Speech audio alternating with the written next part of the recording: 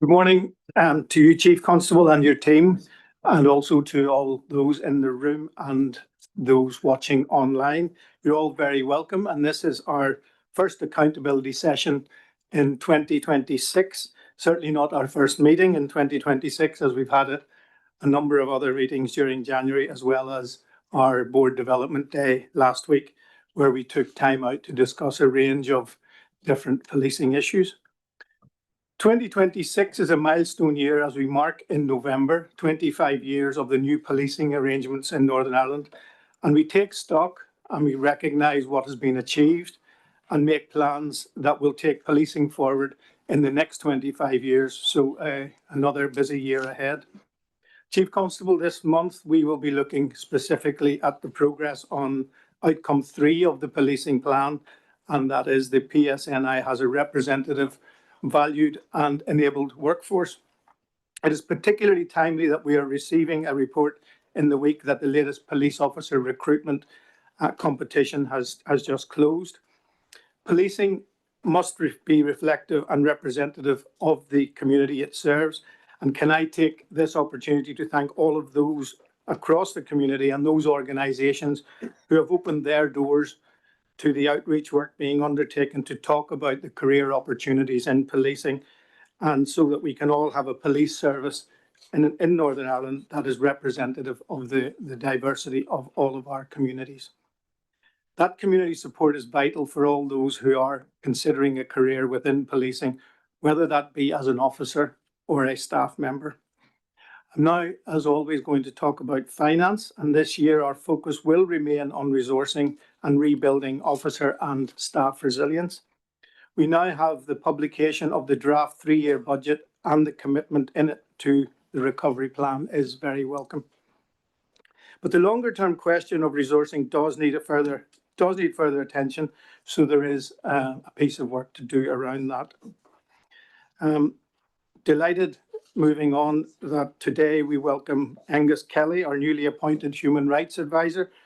We know the absolute value of this oversight work from a human rights perspective and the assurance it brings in terms of protecting both the rights of police officers and the delivery of their duties. We have also, of course, finished our work on the revision of the Code of Ethics, and plans are being made to publish that next month. So thank you to all those who engaged with us in that review and the consultation process. Chief Constable, your report highlights a number of incidents and investigations, and we have questions on some of those, which we will come to later on. We note the report on the Christmas and New Year policing operation. The figures on domestic abuse reports are very concerning, and sadly a number of people lost their lives on the roads over Christmas, and our thoughts are with their friends and families. So before I hand over to you, Chief Constable, as always, I want to thank the PSNI for the continuing work in keeping communities safe. I understand now the Chief Operating Officer, Pamela McCready, will present the Services Outcome 3 report, and then we will have some questions specifically on it, and then we invite your comments on the remainder of the accountability report. Thank you, Chair. I'll just make some opening remarks. Thank you, Pamela. Thanks, Chair. I'll just make some opening remarks and forgive my cold. I'd like to welcome everybody from the board and everybody watching online. So this is my first accountability report of 2026, and I present my formal update, as you mentioned, Chair, on outcome 3 of the policing plan, which is about the organisation being workforce focused. And I want to underscore, I welcome the process of looking at our principal outcomes from a strategic perspective. I've always been clear with this board that our people, our officers and our police staff are our greatest asset. They're the incredible foundation on which the delivery of effective policing depends. Outcome 3 addresses their availability, their capability and their resilience, the standards they uphold and the support mechanisms that enable them to serve victims and communities with such professionalism and care. The key element of this strand of work, a vital element of this strand of work, is that this workforce needs to be more representative of the communities that we serve. At a time of growing demand complexity and financial constraint, which we're very alive to in this room, this outcome is absolutely vital to maintaining public confidence and ensuring the Police Service of Northern Ireland remains effective, ethical and trusted. It's a strategic priority not just for the PSNI, but for everybody in Northern Ireland. I will, as you referenced, Chair, ask our Chief Operating Officer, Pamela McCready, who leads on this work, to address the board on our approach, and then we'll take questions afterwards. Thanks, Chief, and thank you, Chair, and good morning, members. When we reported on outcome 1, you encouraged us to move beyond procedural performance and demonstrate that policing genuinely feels different for victims. And under outcome 2, the board's focus was on how we remain visible and locally connected and trusted when obstruction pressures such as the constant pulling of officers from neighbourhoods into emergency response continue to impact. So today, for outcome 3, we have sought to incorporate those reflections into our report. It is about whether we have the people, the capacity, skills, and indeed the environment to deliver for those victims and indeed our communities. Before I move individually through the 3 indicators, it is important to set the context. Policing is a human endeavour, and our officers and staff matter because they sit at the heart of those experiences, the relationships and the outcomes that we deliver every day. We are operating, as we've discussed many times, at historically low officer and staff numbers and against a backdrop of sustained operational demand, increasing complexity and significant financial constraint. So everything you've received in our progress report and everything that I'll touch on today sits against that reality. We are 9 months into this new policing plan, 5-year policing plan, but we recognise that a lot of what we've been conducting has been a trajectory over time. Our self-assessments, though, are therefore measured and evidence-informed, and they're not claims of completion by a long stretch, but assessments of control, understanding and direction of travel, and hopefully providing you with assurance that we know where we are, where the risks sit, and indeed what needs to happen next. So I'll start with indicator 3.1, which is representativeness of the police service, where we assess that our progress is adequate. This assessment isn't complacent, but neither is it pessimistic. It is a pragmatic and grounded evidence in what the data tells us at this stage. The first observation I would like to make is this: we have a strong understanding of the issue. We have visibility across the full workforce, so the cycle, so whether it's attraction, recruitment, progression, retention, or indeed exit, which allows us to be precise about where progress is being made and where it is slower than we would like. What the data shows is consistent. Change in representativeness is incremental rather than transformational. And that reflects mainly 2 realities. Firstly, workforce attrition in PSNI is actually extremely low, 6% for officers, 8% for staff. And this reflects a deep commitment of those workforce to our public service, and also means so that demographic change happens gradually. Secondly, relatively small numbers of leavers from underrepresented groups can have a really disproportionate impact on our overall workforce composition. So protecting our existing representativeness during recovery is therefore really critical. Against that backdrop, I want to be clear about what is and what is not acting as a barrier. Our recruitment and selection processes are operating fairly and proportionately. Once people apply, underrepresented groups perform at parity with, or in fact, in some cases, better than others. That tells us something quite important. The challenge is not how we select people. It is whether policing is seen as an attractive and realistic career option in the first place.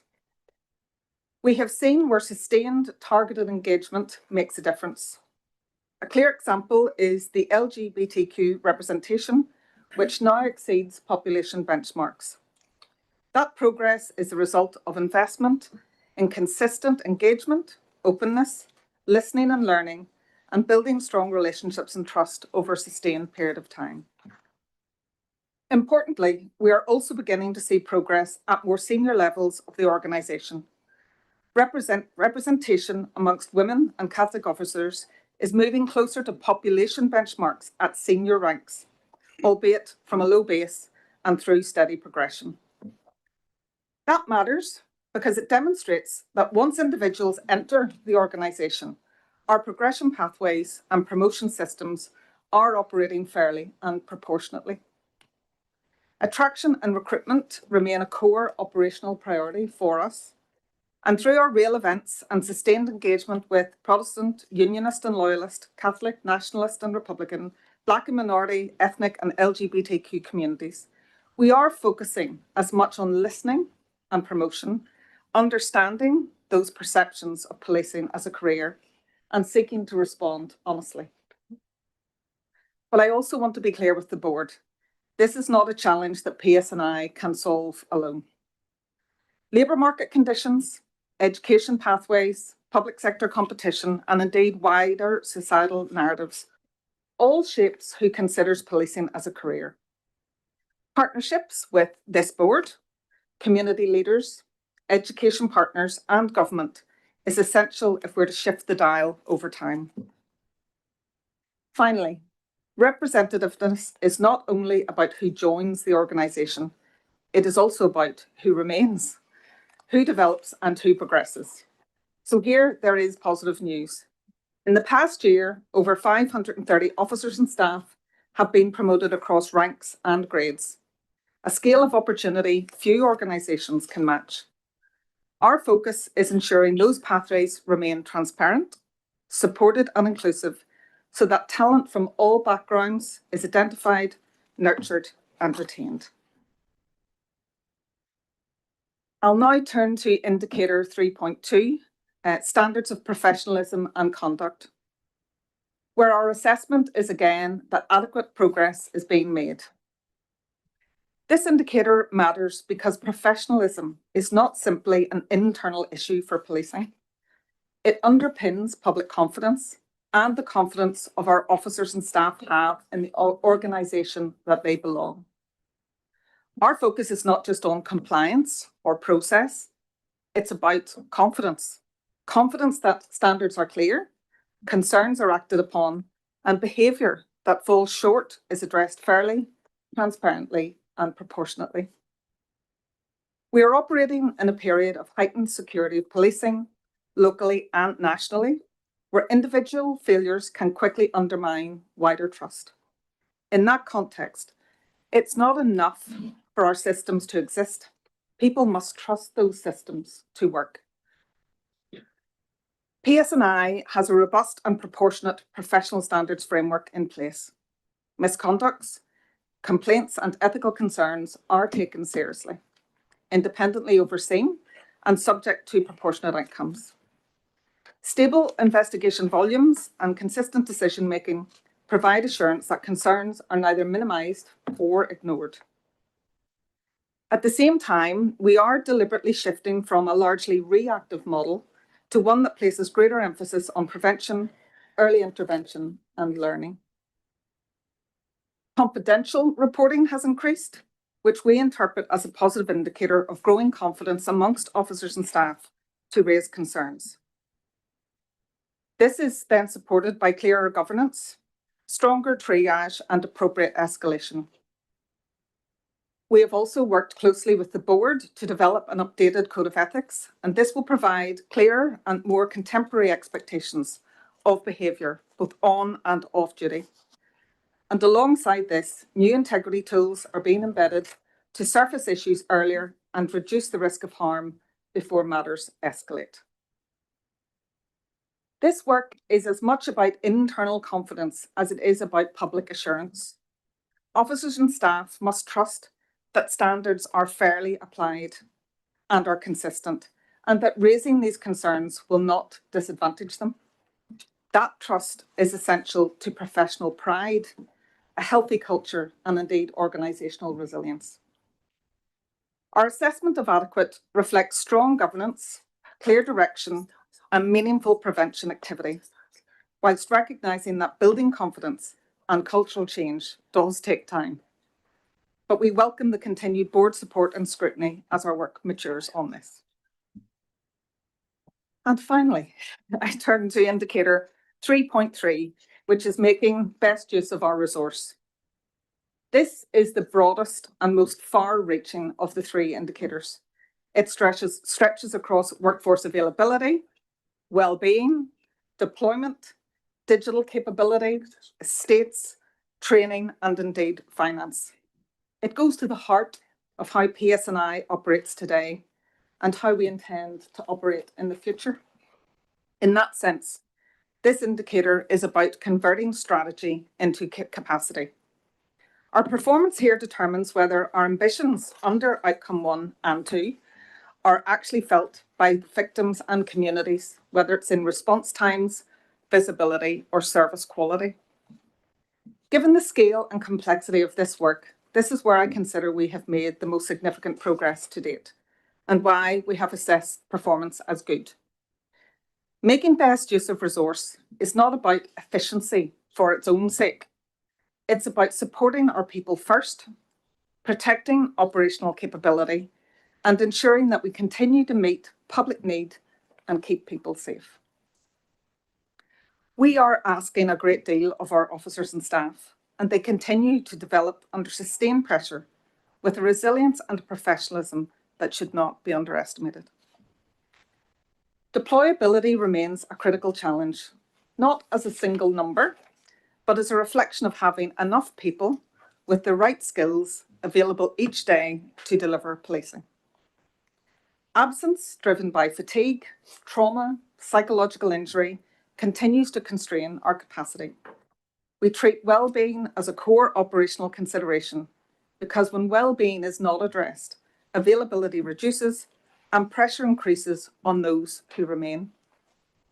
That is why we have strengthened attendance management, early intervention, trauma and psychological support pathways, and post-incident care for officers and staff assaulted on duty.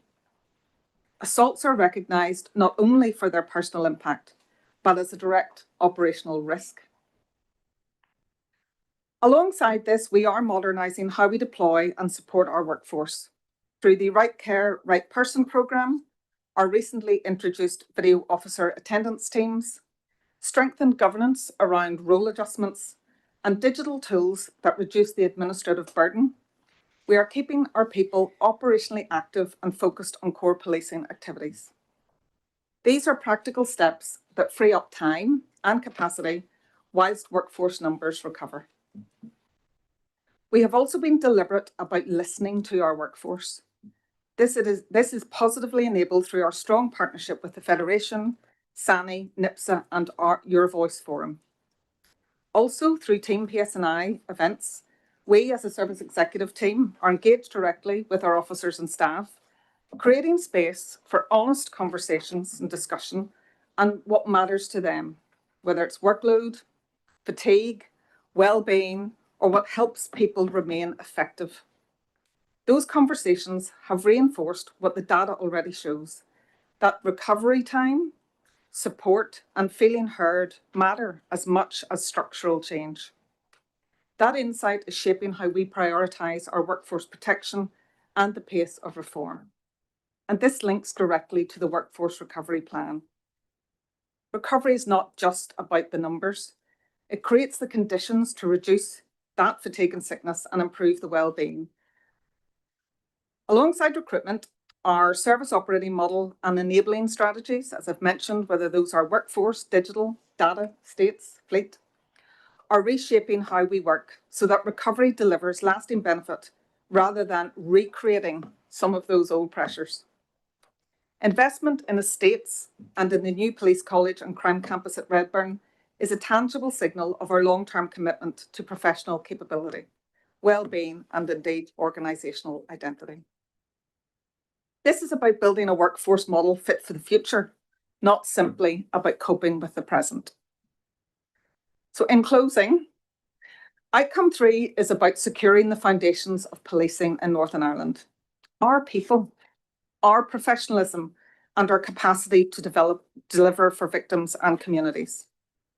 Our officers and staff continue to perform exceptionally in a role that is unique, demanding and rooted in deep commitment to public service. They deserve an organisation that listens to their voice, values their contribution and equips them to serve the public. We are listening carefully to what they are telling us, and we're hugely grateful to over 4,300 officers and staff who contributed to the recent inclusion survey, with a rate of just over 50%, significantly higher than comparable forces, and reflects a workforce willing to engage honestly. The findings are mixed, but hugely valuable to us.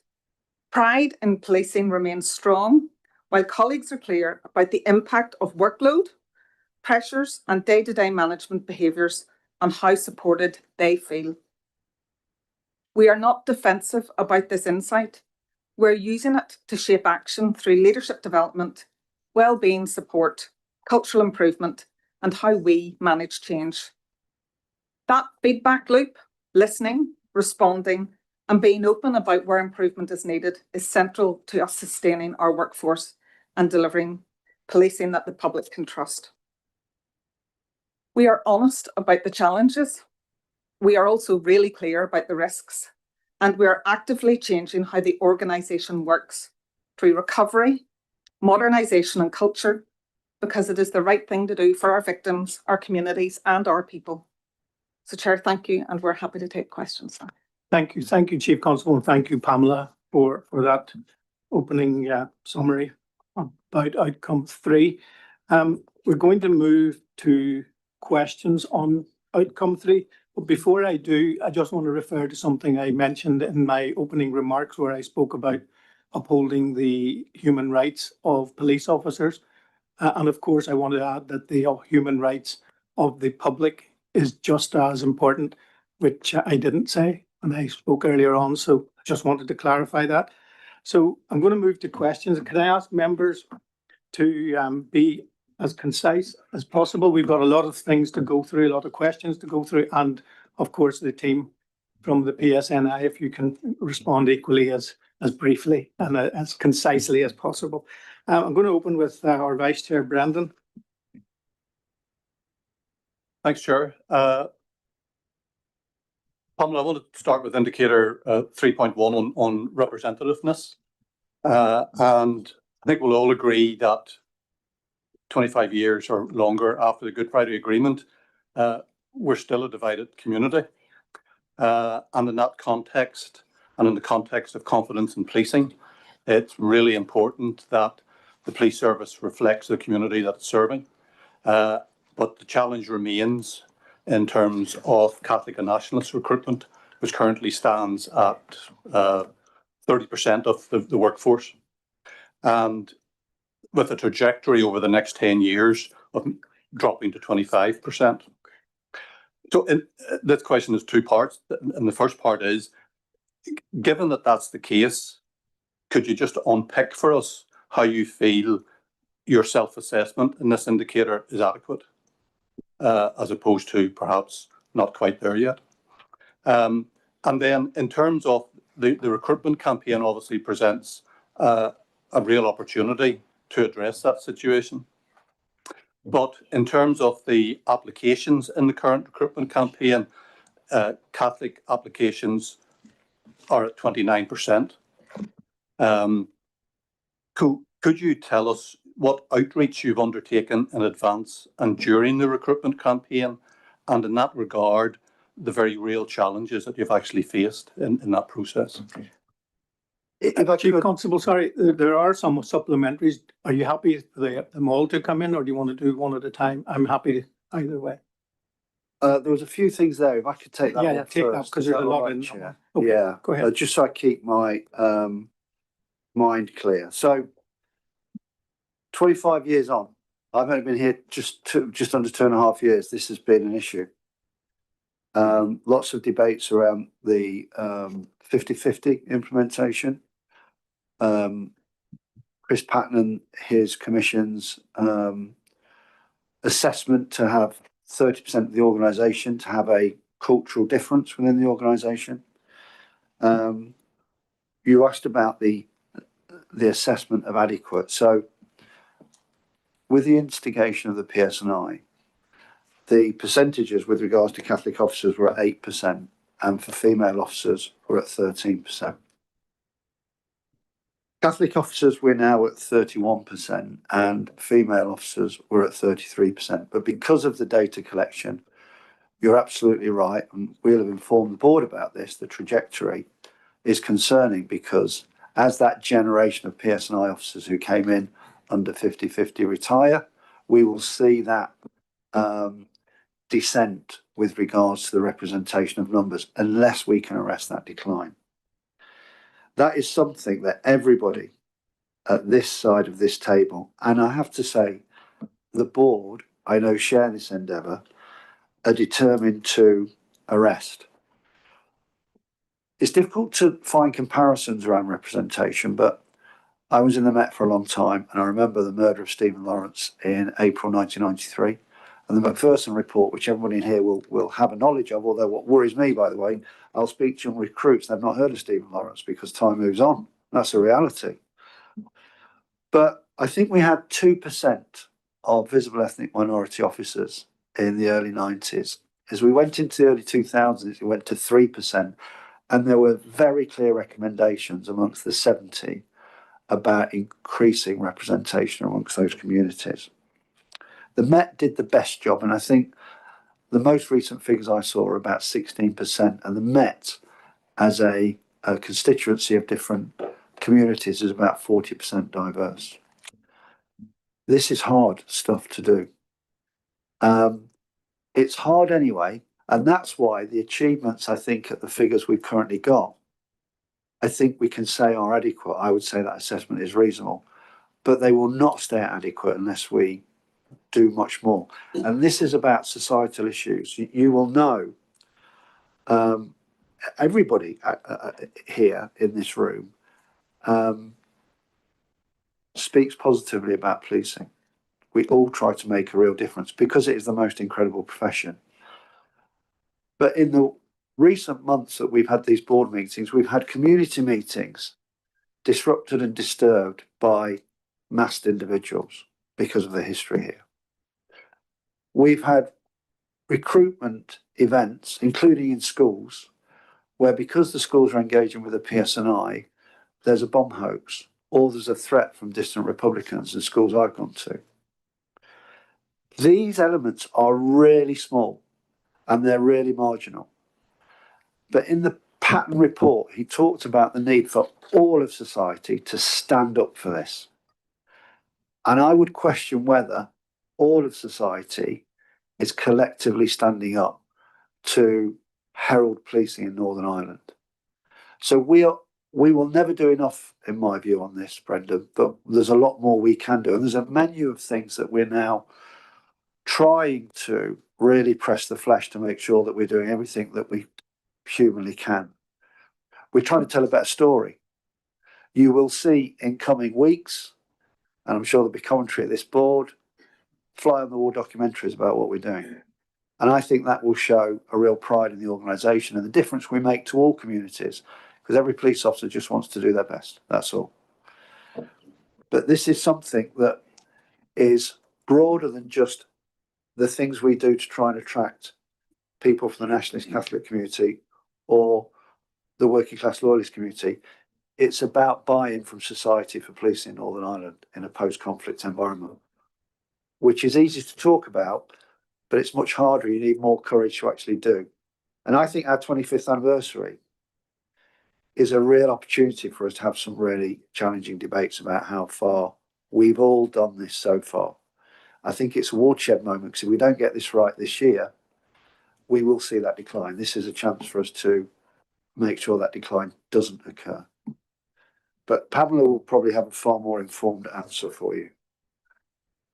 It's actually going to, I mean, I concur, that's where we get to adequate. We do realise, and I think your point absolutely is correct, that over the next 10 years, so the fact we've got facts and figures and we understand it, then our actions are seeking to prevent that occurring. So what we're saying is, if we did nothing else and everything stayed steady, that would happen, but we need to do something else on it. On the outreach and the details on outreach, Claire, I don't know if you want to pop in. Thanks. I mean, I might end up straying into some areas in the supplementary questions, but I'll give a little bit of a flavour to sort of where we are. So I think, as colleagues have said, we're delighted that so many people are interested in a career in policing and in PSNI. We get a very healthy volume of applicants, whether that's for police staff roles and our student officer programme. And in fact, Chair, you mentioned earlier that we've just closed our most recent student officer campaign, and I'm delighted to say that we've had over 4,000 applications for that.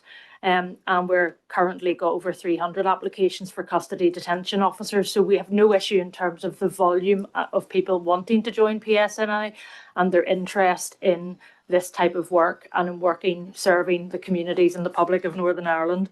You know, as has been discussed, we are not complacent about the challenge that our workforce composition needs to reflect the communities that it serves.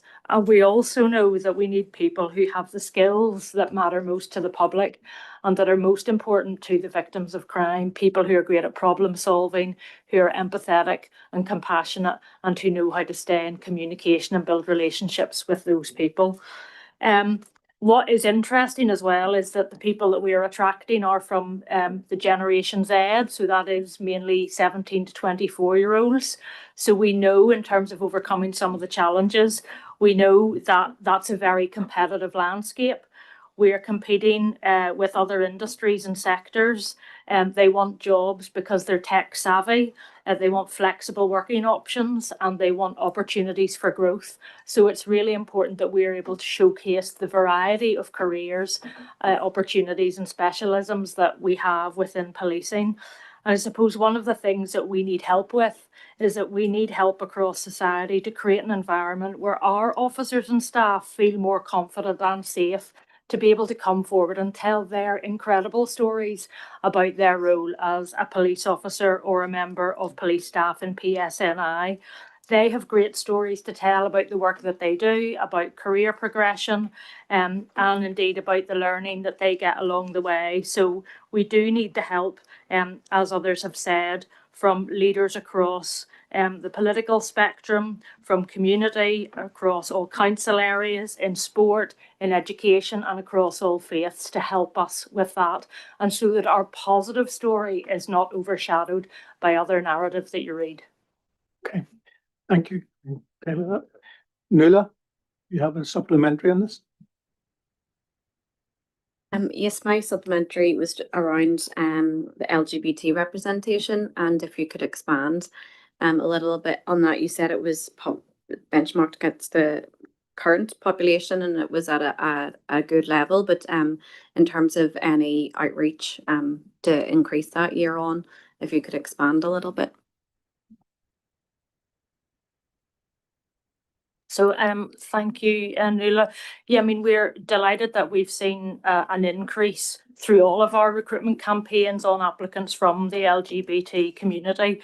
We also recognise, however, that candidates identify across a number of different categories that we record and represent, and that whole area of intersectionality is important in how we track and monitor our data. I think what this demonstrates is that when we have very positive engagement through the work of our strategic community engagement team, the rail events, and very strong relationships with our staff, internal staff networks, then we know that we can make a difference and encourage those from underrepresented groups to consider a career in policing and break down any barriers that may have existed. Thank you. Peter, and could I just say if any of your supplementaries have been answered, just we can pass on. Peter, it's yourself. Peter. Thanks, and I suppose my question comes neatly on top of that, because off the top of my head, I think from reading the statistics, it's 8% of LGBTQ plus applicants generally accepted over 6% of the population. So that's been very successful. You've talked about community engagement, so I think we should acknowledge that. I want to ask about the statistics around two things: the statistics around the council areas, You've identified 3 council areas where the statistics could be better. I suppose I would ask you not to ignore Belfast, where the statistics could be better as well. And so on a similar theme of why it has worked with the LGBTQ plus community, what sort of community engagement are you doing in those target council areas where there is significant improvements to be made? And part of that is because I think this is an issue for policing across the islands and elsewhere too. There will be areas where it's hard to recruit. It's not just about divisions and legacy, but if community engagement has worked in one type of example, what sort of additional community engagement is taking place in those 3 plus other, like Belfast, council areas? And then just a small other question on that is, Chief Constable, you talked in your introduction, in your document, that this was is more structural challenge rather than a long-term structural challenge rather than a short-term performance challenge. What did you mean by that? So with regards to the structural challenges, that is about some of what Pamela's described, that we're trying to plant trees here for the future of the organisation. And representativeness is pivotal to what we're trying to do. I said a little earlier that I think this has been a debate now for 25 years.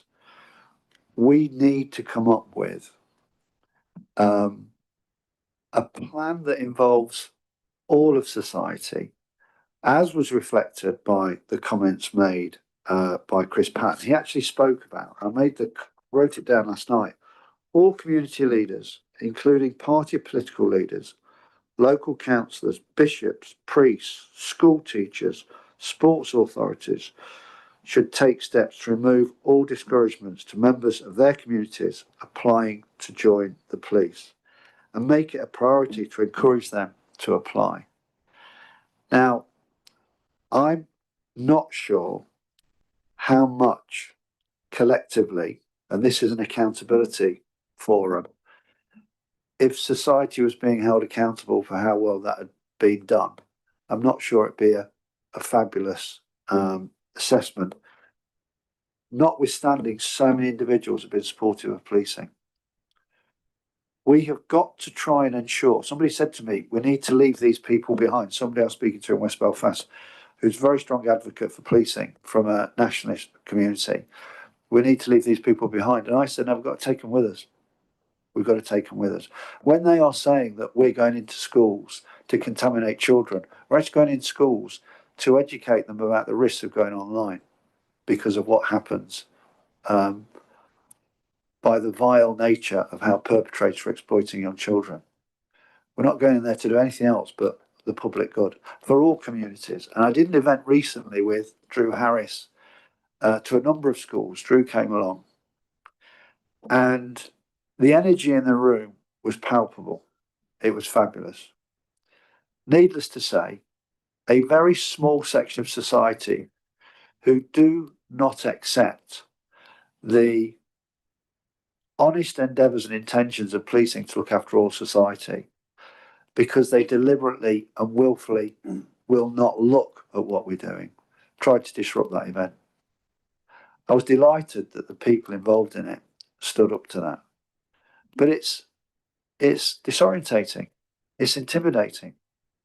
And what I'm talking about is the long-term embedding of measures that will mean those stories, people disrupting these community meetings, will be a thing of the past.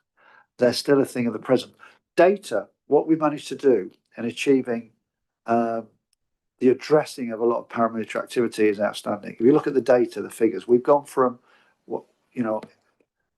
severe to substantial on the threat level. I think there's every chance that we could go to moderate in the next handful of years. That's normalisation. And we've got to make sure this isn't a tactical short-term plaster on a wound. We've got to make sure we put long-term fixes in. And that's what we're seeking to do. And that's why we need to use this anniversary to get all of society involved in this debate. It's a real opportunity to give us a bounce around policing in Northern Ireland, in my view. I don't know, Claire wants to talk about, the district councils, that data is so valuable. It's not, by the way, where people are necessarily from, it's where they currently live. But that gives an opportunity to target those areas, to make sure that we understand where, for whatever reasons, we haven't got the trust or confidence or don't feel able to apply for policing. And there's three basic reasons given for me. I don't want to hog this too much. Distant Republican threats. And we've seen attacks on PSNI officers. We've seen the murder of PSNI officers. And we should never forget the bravery and courage of people to apply for this organisation, particularly in the early days of it. There's this sense that they'll be ostracised by the community. That's what Patton meant about everybody encouraging the promotion of policing, so that people will not turn away from somebody because they choose to do the best public service you can do, which is policing. And the third thing is, we will be looked after in that organisation. Pamela, the data, that outcome 3 is going to show, that's why I think this strategic approach is really positive, that you are going to advance. You are going to do well in the organisation. You are going to be treated fairly. And, we need to tell that story more. We need to tell that story more. I don't know if Claire wants to add anything on that. Yeah, thanks. Just maybe a few more things that we're focusing on from this data. So, quite rightly, you've pointed out we analyse our data by geography, so across the council areas. We look at that in comparison to the working population and also in comparison to our current workforce. So where's the recorded residence of our serving officers at the minute? And we do know that we have got lower than statistically expected application rates in certain areas such as Belfast, Mid-Ulster, Derry City and Strabane. But we have made some improvements through each campaign, which I think is positive, and it's pointing us directly to the success of local engagement. So that's through our LPT and particularly our neighbourhood teams. And there's another broader conversation, I'm sure, and I know that we've had with the board about needing to properly resource our neighbourhood teams so that they can be involved in that very important work of building trust and confidence in local communities, and also work deliberately and directly through our PCSPs. We know as well that we want to ensure that we've got opportunities for people from more deprived areas and different socioeconomic backgrounds. So in the medium term, we will consider, broadening our entry routes so that pathway encourages people from different educational backgrounds, and working with and through schools, area learning communities and the colleges to encourage and showcase policing as a career. So I think, by looking at all of that range of data, socioeconomic groupings, all of the protected characteristics and geography, we get some very helpful, actionable insights. Thank you. Good. Keith has got a question on this. Yeah, sorry, Keith. I think Bobby was trying to get in. Okay. It might be incredible comment that he wants to say. No pressure, Bobby. No pressure. Just might. It's not convinced of it. No, it was just to make a couple of points, and Claire had picked up some of the things I was going to say. It was just actually to recognise the work during this campaign of the Catholic Police Guild, who have been fantastically supportive through their social media channels. The chief and I were with them at the start of this week, and honestly, the positivity around their experience in policing as both officers and staff over the last 25 years is really, really encouraging. And they're also massively frustrated about what the public narrative has been about the experience of Catholic officers and staff within the organisation. And they have a fresh determination and a real ambition to work with us in terms of better communicating that to the public. So we look forward to working with them on that going forward. And just to pick up as well in terms of this point about are we potentially able to learn lessons from some of the other areas where we've experienced underrepresentativeness. I mean, we are doing the same things with every single community in terms of outreach and engagement, whether that's about geography or anything else. It's just whether actually we can affect the kind of the break effects that still seem to exist. And even this point around geography, I mean, I still think it's the case for a lot of prospective officers that they think they have to move from their communities before they can even join the police. So how reliable that data would even be is another question. And I think until we get to the point where people are being actively supported and encouraged by their communities to join, and when they do come under, criticism or threat, until the point where those communities will rise up and support them, I'm not sure we're going to see the dial shifted significantly in this regard. Okay, thank you. Keith? Yeah, probably you've touched on it a little bit. It's a good answer, but this didn't cover mine completely. I suppose I just want to personally say I and my party have been pushing to say join the police. I'm in Mid-Ulster, you know that, okay? I have no problem doing that. Some complain and are totally fascinated by spreadsheets, and that's what we've been doing this past hour, talking about representativeness. My mother went into hospital on Saturday, 2 ambulance crew, doctors, nurses, consultants, cleaners. I wanted a quality job. I didn't ask them where they worshipped, what, didn't look at the colour of their skin, what religion they were, didn't care. It's about the quality of the job. That's what I wanted. And they delivered that. So people look at spreadsheets and complain, but they don't promote joining the PSNI. So the question direct to you, Chief Constable, is there's politicians around this table. I am one, my colleagues is two, and I will be looking at social media of everyone in this room and all the politicians to see what they have done to promote joining the PSNI. Because please don't complain at the next board meeting or next committees about representation if you haven't promoted it. Doesn't make sense, your argument. So what do you say, Chief Constable, to the politicians in this room, all the politicians and members in this board who are sitting in the Policing Board of Northern Ireland who do not promote joining the PSNI? What do you say to them? Well, I would hope everybody at this board promoted the PSNI. That's why you're here, to promote policing. This is about the safety of the future of the next generation. I think most of the leaders know, I've asked to see each leader individually of all the political parties, and it's simply about what more can we do around recruitment and to seek advocacy for policing in Northern Ireland. And that's actually one of the fundamental responsibilities of the board. It is to hold us to account, but it's to advocate for policing. And, I see stories every day that and it's not an exaggeration. We have an organisation of superheroes. We'll get things wrong. We have more scrutiny, more accountability than any other police service in the United Kingdom or the island of Ireland. I don't think anybody will argue with that. We get things wrong. But when we get things wrong, there is an absolute determination to correct it, to make sure that wouldn't happen again. And there's an organisational responsibility to do that, not a blame approach. If we have officers who let us down because they act in ways that none of us would expect of police officers, and we have seen that in policing in recent years, we will deal with them robustly. But we know, and this is an important point to make, Keith, the standard of these applicants is really good. We've got some excellent recruits coming through. I was with 25 who passed out last week, myself and the chair, and the next intakes or the next passing out parades will all be 50 that will be passing out, which the organisation will feel that. It will be so good in local policing. There won't be dribs and drabs coming out. They'll feel it. And then we can move people through the organisation as well. And they're advocates for us, by the way. Everybody within the organisation, every part of the police family, the policing board I consider part of the policing family, should be advocating for what is the best public service that you can do. Thank you. Bobby? I was just going to say, consciously this time around, we didn't ask people to come out and hold a phone board for, like the kind of big glitzy PR launch. And I know that across the political spectrum throughout the course of the year, people have been coming out and highlighting what I think is probably the most powerful demonstration of the difference that policing is making, which is just the everyday brilliance of it. And it's really authentic when you see that happen with neighbourhood teams. And I think the point was made by Claire earlier.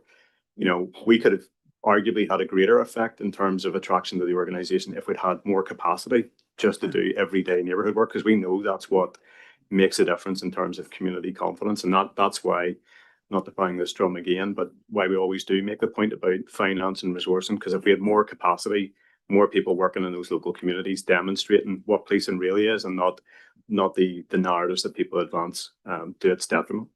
Okay. I have a couple more on representativeness and then we'll move to other questions. Go ahead, very quickly. I suppose there's a question the Chief didn't answer, but I may assist you in this answer. You were asked about what we were doing more in terms of attracting the Catholic community. You had a recruitment campaign in Toonbridge, which was excellent, but actually Other people in Tunbridge didn't want it, and they targeted the event, so they had to be a bigger security operation. But I have to say, it was very welcome, the fact, from what I hear, the feedback, and I actually met some of the people who were there who actually wanted to join the police, so they weren't deterred. But there's one thing for sure, there were many deterred because of what actually happened to prevent them from coming. So I think you have to call it out when it happens as well, because there's a challenge to you in the room today. What have you done to attract the community? And I actually think this operation is probably one of the best ones you've done in terms of campaigns. But you actually went into the heart of Tunbridge, which is a nationalist village, and you invited people to join, and you made yourselves available for people to join.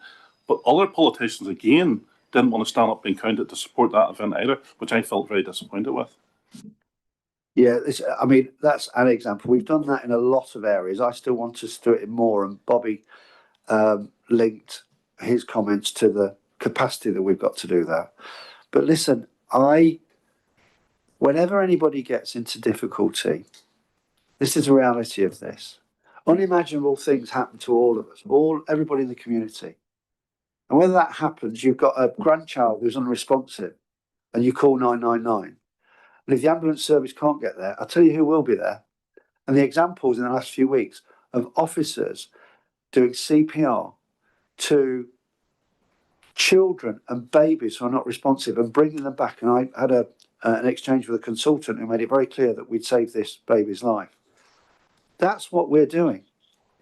And everybody, I think, over time, we're probably in a far better place than we were 10 years ago, 15 years ago. But it's still, for me as the Chief Constable, is unacceptable and frustrating that because of views that go back decades with regards to policing, before the PSNI was an organisation, we still have these attitudes which are bigoted and out of date. We're there for everybody. We don't ask before we go, literally. We're not the fire service, but the number of burning buildings we seem to go in at the moment and bring people out alive, we don't ask what cultural background they are or ethnicity they are or where they were born before we do it. These officers and staff just do it. So we will do it for everybody in the way we're currently doing it. All asked for is a fair hearing. And that's part of this process. And I want to keep, and I know the board are doing a lot of work on this, and I know particularly the chief exec. We'll have 125th anniversary. And I think we've got to have some very mature, grown-up debates about the buy-in to policing in Northern Ireland. Okay. Thank you. Colin? Thank you, Chair. Chief Constable, you were at the Northern Ireland Affairs Committee there a few weeks ago, and you stated that to help us move forward, we need to start making difficult choices to help get Catholic officers into the PSNI. Now, you probably had a few things in mind as to what those difficult choices would be, and I was wondering, would it include things such as a 50-50 recruitment process to help balance numbers? Would it include things like the British government including a public inquiry into the murder of Sean Brown to try and help address some things from the past to help us to move forward?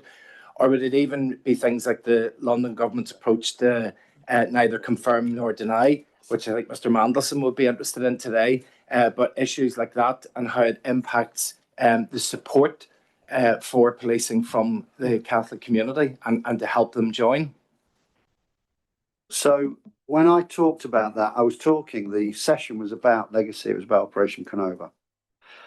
So the recommendations that we made in Canova, a report that came out in March of 2024, 10 recommendations, succinct, very strategic. We're still waiting for, and I'm writing to the Secretary of State on this point now, a response from government to those recommendations. They included an acknowledgement of what had happened to those victims should not have happened. They included a review, a recodifying of how NCND was applied in Northern Ireland. Because there's not a week, it feels, that goes by without there being a story about legacy on all sides of the Troubles. And I think we have kicked the can down the road. We have not had the courage to deal with some of the issues around allegations of collusion in a way that we couldn't. By the way, I found when I did the Canova work, and I've said this repeatedly, it's in the report, the security forces did an incredible job. And being a member of the police at the time in the 80s, it was the most dangerous the IUC, it was the most dangerous police force to be a member of in the world. But where we got things wrong, and we got things wrong, where officers acted in a way they should not have acted, and that happened, we do not push that under the carpet. That's about trying to get, this is all connected. That's about trying to move society forward in a fair way.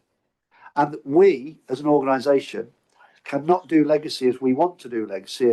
And Anthony McAnally is working tirelessly around setting up the Finucane inquiry, servicing the Omar inquiry, and with the latest Troubles legislation the government are introducing, there will be more demands on us, and we are not funded to deal with the information provisions that we're going to be required to provide.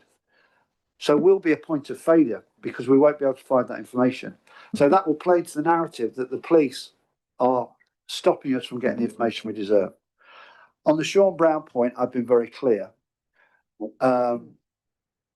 about, I think, the need for an inquiry into what happened to Sean Brown, and I've spoken publicly about that because the family were given information that was not accurate. And when I came into this post, I realised that and I addressed that. And on NCND, I'm the biggest advocate for NCND that we will probably meet. It might not come across like that because of the issues that I highlight about it. It is a necessary stance to protect our methodology and to protect individuals who help us to keep society safe. But society relies on NCND being applied when we've acted properly and lawfully and ethically. Where we haven't, I think we have to potentially set it to one side. And I did a speech at the CAJ, Committee for the Administration of Justice, on NCND about a week before Christmas, and that sets out my position very clearly. Just gonna, if you're very quickly, it touches on the 50-50 just a little bit, because we had conversations actually last week, and you know, when looking at that, and it was pre-me joining the organisation, so I've gone back, Colin, and looked at the process in which we do that. I think particularly as we look into this year and the next 2 years, where we're seeking to grow, recover, grow, but instead of just the 350 officers a year, we're looking to 650. So that's actually quite demanding in the process that 50-50 applied, whereby once you get to a point where all Catholic officers are drawn down, then you effectively go and recruit again. And I think that would be a lot of start-stop for us, and I'm not sure, we've looked at it, there would be issues there around continuity of supply of getting officers in. It's just different, what I'm saying, to 25 years ago, the approach that was taken, because we are actually, just the volume that we're seeking to get through could be particularly challenging for us. And each campaign at the moment that we're launching, you know, it's in the region of £1 million to get a campaign out the door. Now we are looking at things around an ongoing recruitment campaign, if we can do that, where it's just always opened, and we would seek to draw down. But there could be challenges with it. It's what I'm saying that we didn't encounter in the past, but it's just worth bearing in mind. Bobby wants to Yeah, come just in very quickly. quickly. I'm a little bit nervous about this because she's all about figures and everything else. But when so to give you a flavour for this, our very, very rough projections would be that if there was political agreement, first of all, 50-50, and it was to happen, we think the maximum that we could lift off an intake would probably be 480, and that would be 250 Catholic officers and then Protestant other in the other category. And we need 650 a year. So it would present an immediate threat to the kind of recovery plan, if you like, as much as anything else. And it's just worthy of note that throughout the entire time of 50-50 and beyond it, what hasn't changed is the actual number of Catholic applicants that are coming to the police service. And I think that points us to the real issue, which is unless we address the societal issue that's holding that back, it's going to be very difficult to change it. Thank you for that. And as we've all continued to say, there is a wider societal buy-in that has to make a change to the way in which police recruitment happens, and that's very important. Cheryl, very quickly, last question on this subject. Thank you, Chair, and thank you for your answers. And I totally agree, there needs to be that wider societal buy-in. And just on representation again, Trevor touched on the success of Timbridge, but on social media, I'm sure you're aware of schools in Londonderry and Belfast who didn't get that opportunity. And what I would certainly describe as intimidating Facebook messages that were posted online. So is the PSNI looking at that? it as a form of intimidation, and is that being investigated? So in those events, just to reassure you, we engage with the school. I spoke to a headmaster only yesterday around a particular event. What I don't want to do is give the people airtime who do this, if I'm frank. And some of this is doing that. Because on the view of the person I was speaking to last weekend, we need to leave them behind. They have so little credibility. They have so little buy-in.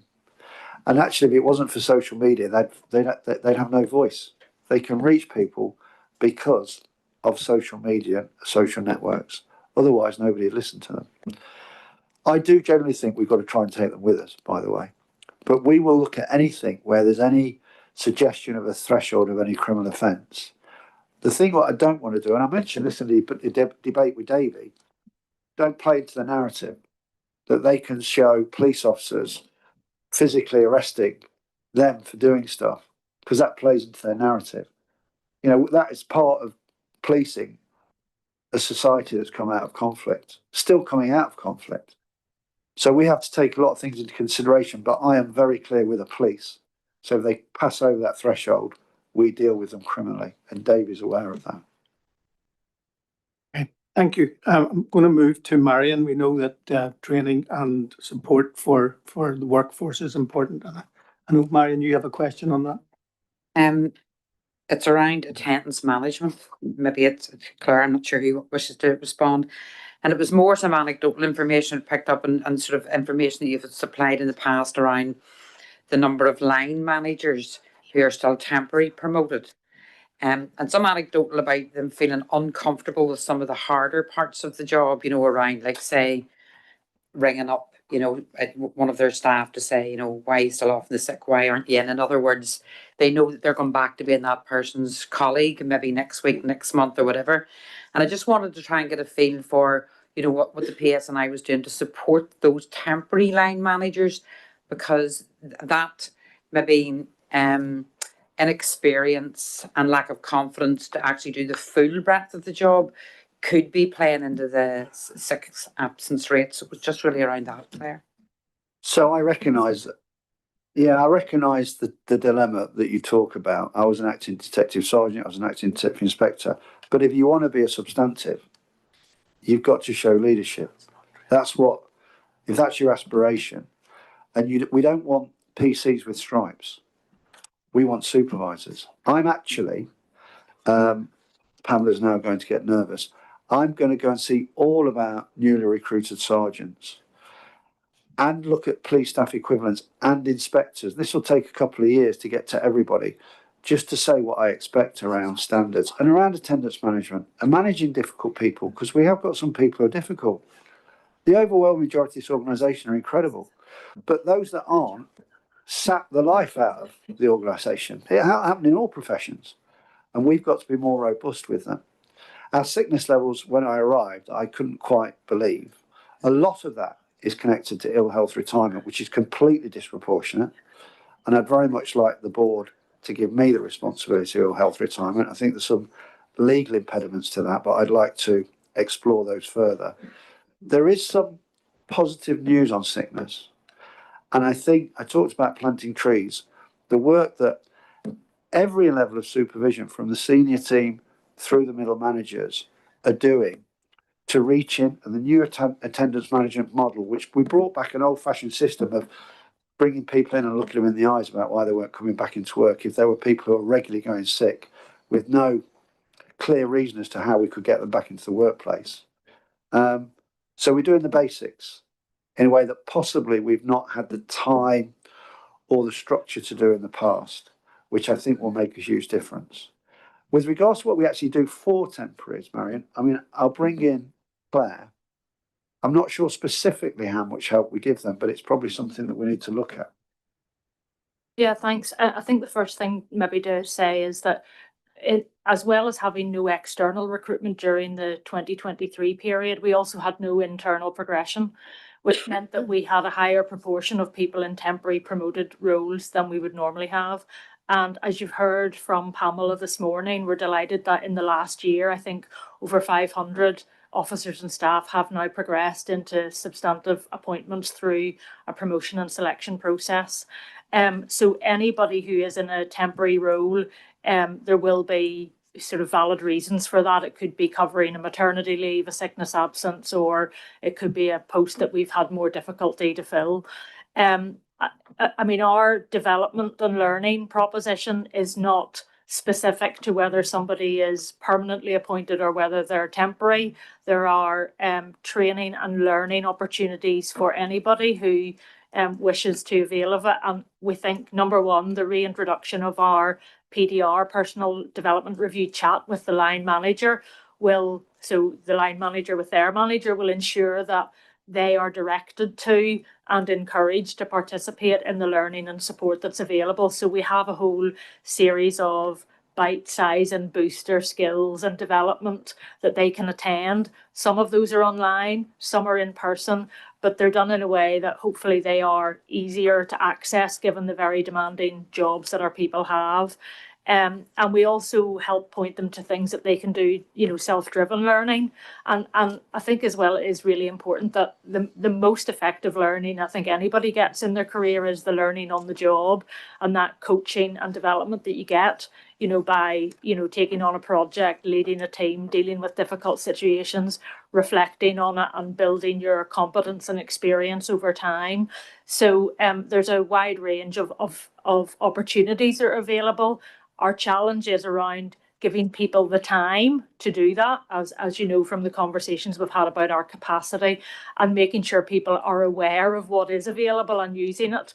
Another example that we've had recently is that we now have accredited coaches and mentors available across the organisation. So any department can apply to be buddied up with a coach or mentor to help as they learn and grow. I encourage absolutely that the development you should be getting is before you put your foot and you step forward to be interested in promotion, not once you're promoted. You need to be able to demonstrate that you're ready to take that step and that you're fully aware of the roles and responsibilities that the first line manager has. Go ahead, very quickly. Thank you for that, Claire. And just one comment, and I think we'll take this up maybe through Resources Committee at a later stage, but I would like to see what is the mandatory training, basic training for a temporarily promoted line manager, because temporary could be anything from 6 weeks to 6 months to a year to even 2 years.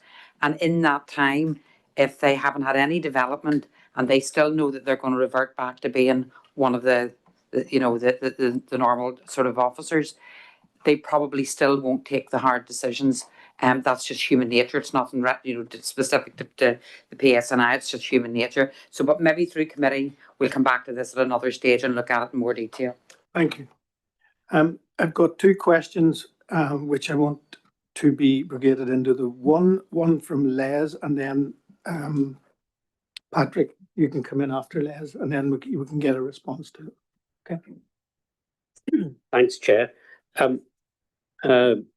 Chief Constable, one figure that stood out in the accountability report was that over half of all sickness absence for police officers was on psychological grounds, but access to occupational health for trauma and psychological related care remains a work in progress and is flagged as a significant and substantial risk. Pamela commented directly on this in her opening input. My question, I guess, is can you tell us a bit more about what in practice you're doing to be able to tackle this issue, both in terms of prevention and in terms of cure? So I will bring in Claire. What I'll say, in the last 2 years, I think the area that even when we felt we couldn't invest, that we did invest in was in OHW. And recently we had Oscar Kilo as a National Police Wellbeing Strategy Programme of Work. It's led by a guy called Andy Rhodes. And Andy came to see what we're doing here so we could learn. And he made some incredibly complimentary remarks about what support processes we have in place, because we actually don't realise they're actually far in advance of colleagues elsewhere because of the investment we have made. And the Oscar Kilo programme do national awards, and we won a number of national awards for what we put in place. Now, there will still be elements, there'll be still stressors in areas of OHW, but the investment in clinicians, doctors, to make sure that there is the support that people needed has been pretty significant over the last 2 years, as it really has. And what I've seen in my career is people used to be always off for a physical injury, something that you could, a broken arm, a broken leg, stitches. Now everything's psychological, muscular. And you see that with ill health retirement as to why a lot of people are going out. So we've got to be smarter around some of these issues. But I just want to reassure you that we take wellbeing, hence we wanted workforce to be a priority of the organisation incredibly seriously. But this is the bit that people don't like to hear. We have people abusing the system. I've been very clear with everybody on that. We have people abusing the ill health retirement system. If anybody doesn't think that's the case, you are deluded. And we have got to address that, because it's not fair on those people who need the support that they can't then get because these other people are literally clogging up the system. And people, it feels to me, aren't going out on any normal retirement in the PSNI. They're all going out in ill health. Well, that's nonsense. And there's some regulatory stuff we need to do with the department, and there's some stuff I think we need to do with the board to come up with ways that we can actually address this, because it's costing us far too much public money. And the people who tell me most about this are our workforce, because they're with these people. They're the ones that tell me about this. So we just need to recognise that as well. Fair. Yeah, thank you. So, yes, sickness as a result of psychological conditions is our top reason for absence. And second to that would be officers or staff who are suffering from musculoskeletal conditions. In relation to psychological sickness absence, that falls mainly within the areas of stress, anxiety, PTSD and depression. And as the Chief have said, we've got sort of a full life cycle of support, prevention, support and intervention to help prevent, support and treat anybody who is suffering from any of those health conditions.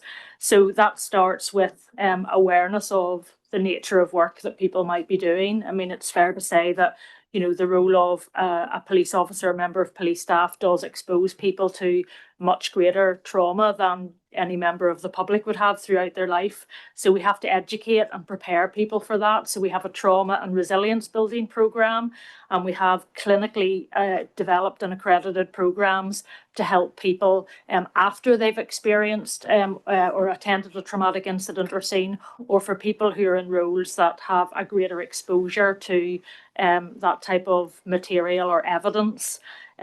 We're about to pilot a health surveillance and monitoring programme for those who are in roles that come with higher risk. So within the public protection branch, for example, and the child internet protection team, by way of an example, because we need to understand if there's any further interventions for people who are in those roles.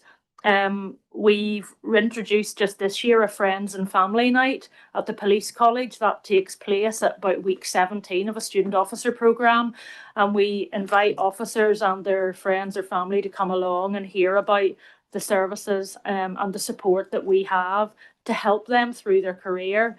You know, we also know that people's well-being is impacted by factors outside of work. And then when you layer that on to the demands that our officers and staff face, that can sometimes become overwhelming.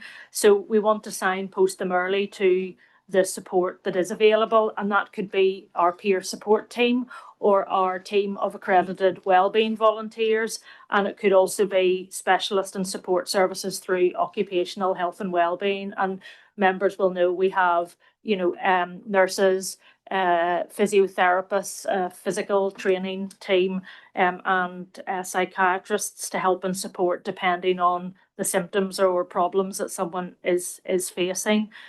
So we have whole health interventions, and we've also got specialist clinical treatment. we've invested very heavily in ensuring we've got services that are accessible immediately. So, for example, I've mentioned the peer support and the wellbeing volunteers, but we also have a whole health product that's available immediately by working alongside our physical training instructors, because we know physical health has a significant bearing on mental health. And we've introduced group therapies, which we know are very successful.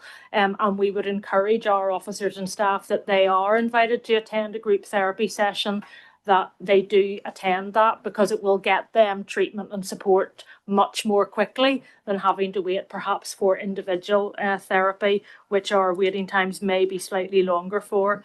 And we also work with Lena by Inspire, who is an employee assistant programme, and again, they're available 24/7 to help and support our officers.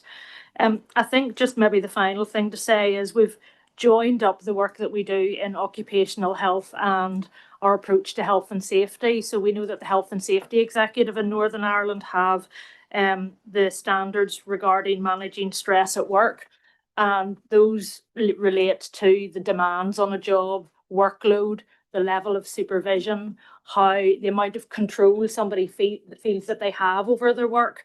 And as such, we're putting in place a framework for line managers so that they can ensure they're creating just that healthy working environment in relation to how work is prioritised, the level of line management support and supervision they get, because those are critical factors to well-being as well, which are organisational factors rather than operational factors. Okay, thank you. Before we move to the last question, I just want to say, Chief Constable, as you know, the Vice Chair, Chief Executive, and myself, we often visit different districts, and to put into real practical words about what we heard at our recent visit to Omagh from some of the officers who had visited a very traumatic incident in that area. They felt that the wraparound and support they got was exceptional. So just to reiterate the fact that all of that has shown to us that there are very positive tones coming from the service.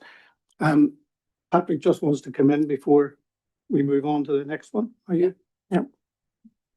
Thanks, Chair. And so it's a little bit more of the same, Chief Constable, in what we've talked about already, in that the report which we've all read and understood indicates that average sickness is 19.8 days per year at the moment, which is it's 6.4 days more per year even than the Northern Ireland Civil Service, which I thought was a staggering number at 13.4.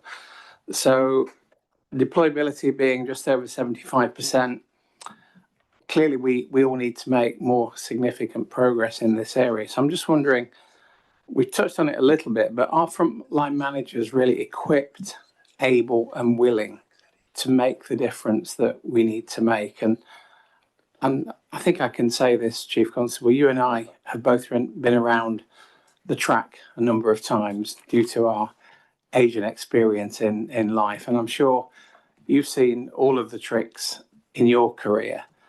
And you'll also know that in a police team, like in a sports team, everybody relies upon everybody else. And we all know where the ones are and who the ones are who are generally sort of holding the team back in terms of overall performance. So is there more that we can do to actually identify the people who are letting the side down and either getting them back to work on programs like Vote, for example, or moving them out quicker? So I'd just be interested in a bit more detail on that, if that's okay. So you're absolutely right about the figures. What I will say, if you take out ill health retirement, and Claire will correct me, I think we're at 13.7 days and we are down from when I arrived. The trajectory is down. The ill health retirement is what skewers that. And that's why, and that's a circa £50 million a year, I think is the figure. We have got to address this. And there are issues, as I've said already today, with the regulations that need changing through the Department of Justice. I know the board have worked with me to try and get some legal advice around derogating responsibilities that the board currently have to me. I would very much like to have those responsibilities, and I think we're going to explore those further, but there seem to be some legal challenges with that. You mentioned the civil service and that sickness rate for police officers with the ill health retirement being wide in, being higher. Our police staff is lower sickness rates than the civil service. But we know we've got to do more. And I think we need to do more to help our frontline supervisors who are managing some of these people. And that's one of the reasons that I want to see all of the new sergeants to start with around trying to help them with that contract, what I want them to do for me and all of us and the senior team, and what we're going to do for them in supporting them. But let me bring Claire in, because I think she'll probably have some more information that might help with that. No, not tried anything? Okay. All right. Thank you. Okay, thank you. Final question from Frank on rationalisation of estates. Okay. Thank you very much, Chair, Chief Constable and team. Given the extreme pressures within the service, you'll acknowledge the importance of making best use of the existing resources. We're aware that you have many old buildings in your estate and they attract excessive repair costs.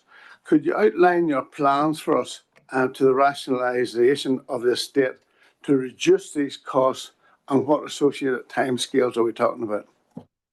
Yeah, thanks for the question, Frank. I'm going to bring Aldrina in because this is one that we possibly need to give you a written response, because there is a very detailed plan over forthcoming years, both about our rationalisation and development around estate. But can I bring in Aldrina, Frank, please?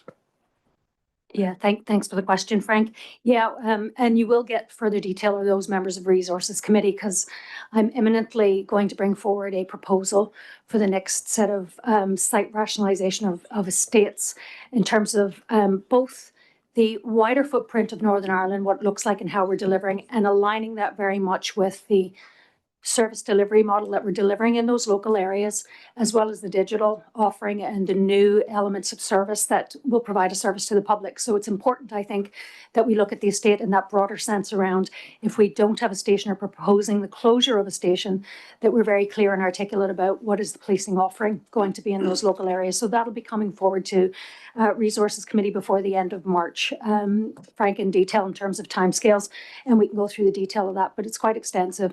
And as you say, the important thing is how that will contribute to us as an organisation, that, you know, we talk about not just our recovery and stabilisation, but how we're helping ourselves with regard to our own resources. And this is one of the key levers that we can use to support the revenue costs of the organisation going forward.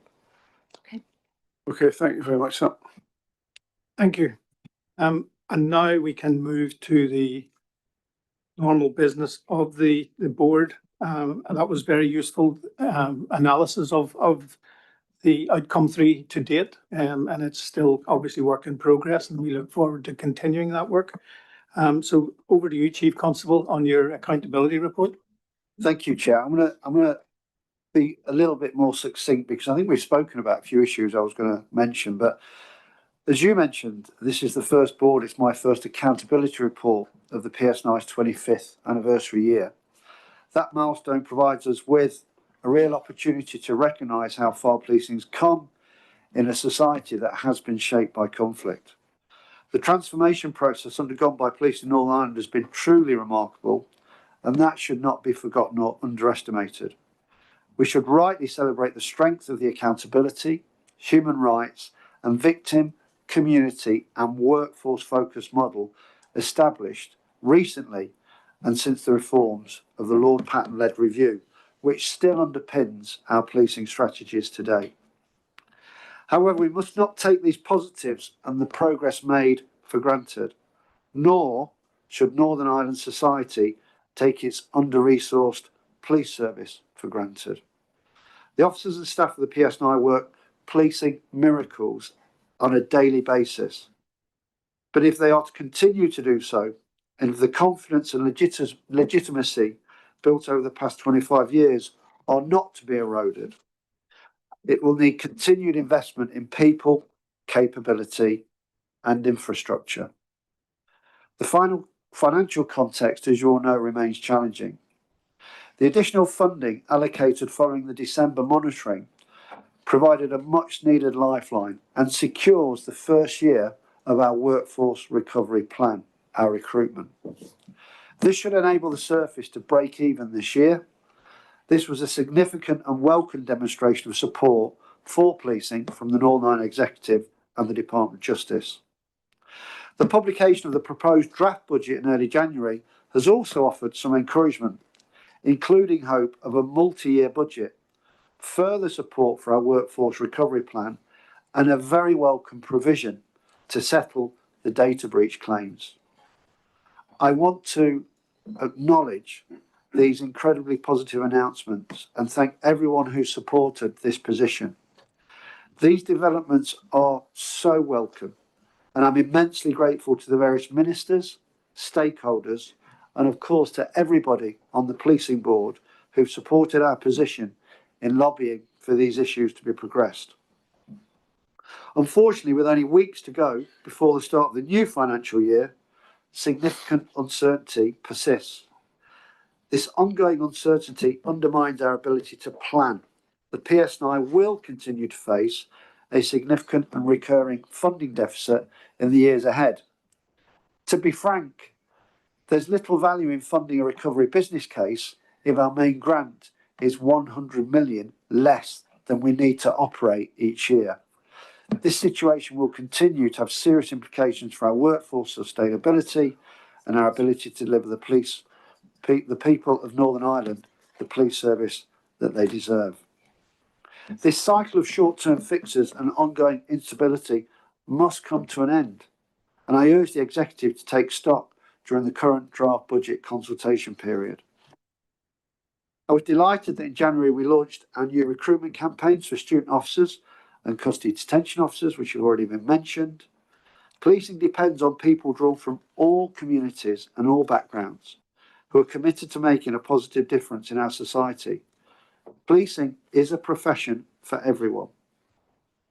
The student officer campaign closed yesterday, and I'll share the earliest of results, although Claire's mentioned something of this. We received 4,107 completed applications.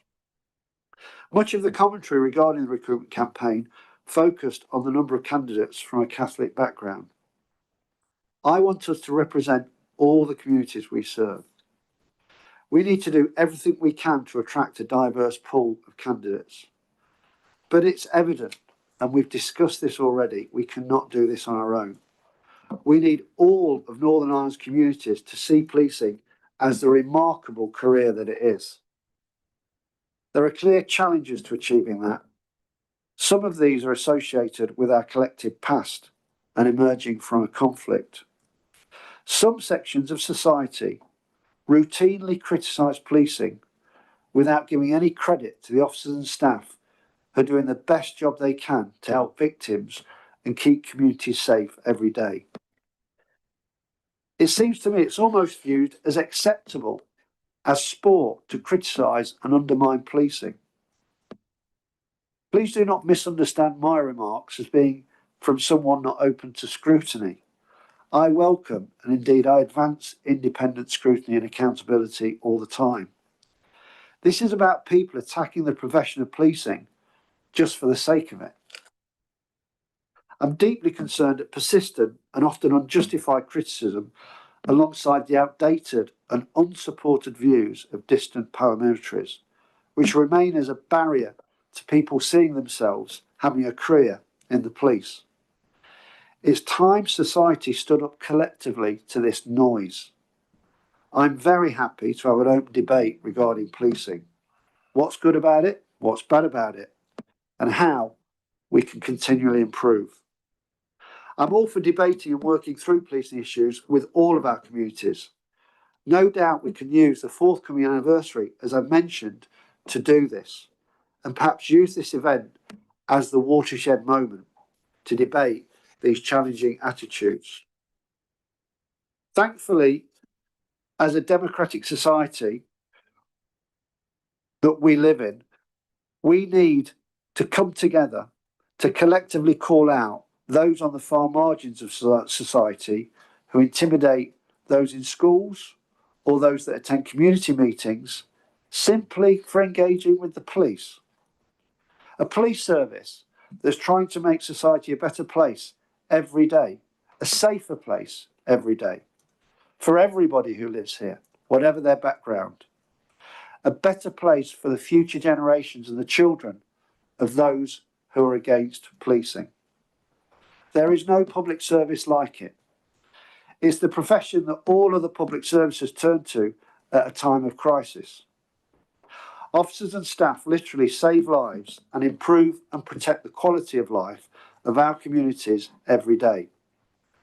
It's a profession for unsung heroes who do a job that most people simply could not do. The rewards, though, are immeasurable. Making a positive difference to someone's life, helping people through a chaotic experience or crisis, that feeling of satisfaction in protecting a vulnerable person, or being the person that stands up to the bully, to paramilitaries, to those wanton criminals who seek to damage our future. Policing is a profession like no other, and it's for everybody. Another barrier is undoubtedly the legacy of our past. In January, as has been mentioned, I provided evidence to the Northern Ireland Affairs Committee on Operation Canova. That work highlighted the continuing impact on legacy on policing today. The lessons from Canova are very clear. Openness, accountability, and adequate resourcing are essential if confidence is to be sustained across all communities. And legacy demands must not be allowed to undermine the PSNI's capacity to meet contemporary threats and protect the public. Legacy issues remain a barrier in building trust, and we have to work harder to address these. I made the case again for legacy funding when I welcomed members of the Northern Ireland Affairs Committee to PSNI as part of their inquiry into policing and security in Northern Ireland. Those committee members attended and observed our latest Team PSNI event and met neighbourhood officers in Derry City and Strabane. In our 25th year, it's right that policing's progress, pressures and future sustainability are examined and are debated. Structural underfunding, legacy cost and an enduring security threat are interlinked challenges that must be addressed if the gains of the past quarter of a century are to be preserved and built upon. Chair, there's lots in my report about the performance and delivery from the men and women of the PSNI over the Christmas period. And I recommend everybody in the room and watching online to read the positive actions of the organisation. We saw during this period significant violence directed towards police officers and staff again. In December, there were 228 assaults on police officers. I'm running out of ways to describe how unacceptable this is. I met with the Director of Public Prosecutions to discuss specific cases to ensure all that can be done is being done in the criminal justice arena to deal with those who routinely assault my staff. We will prosecute those responsible. Finally, I want to clarify, as far as I can, the instant whereby names of police officers were published on a court list earlier this week. This is not a data breach, and this was not a result of any failure by the PSNI. Names appearing on a court list is a long-established position in all legal proceedings, unless an anonymity order is in place to prevent this. To have an anonymity order in any ongoing or future court proceedings, a request for such an order has to be made through the court. I want to personally thank the Northern Ireland Court Service for their support in addressing this issue so quickly. This was not their fault or the Department of Justice's either. This is an unfortunate and unnecessary incident, and I realise will have caused frustration. We do need to achieve a position where the names of police officers being shown in such a way does not cause alarm or distress. Our officers give evidence without anonymity all the time. As frontline officers, They provide their names to community groups and to victims. Countless officers and staff have public-facing roles across the organisation. I recognise in these legal proceedings those officers were entitled to anonymity, and I hope they have not been too distressed by the events of this week. And I'm very happy to take questions, Chair. Thank you, Chief Constable. And this board will continue to condemn unacceptable attacks on police officers, and will continue to advocate for greater resourcing for the police service. And we're going to move to questions. We know that strategic priority in this room and beyond is ending violence against women and girls.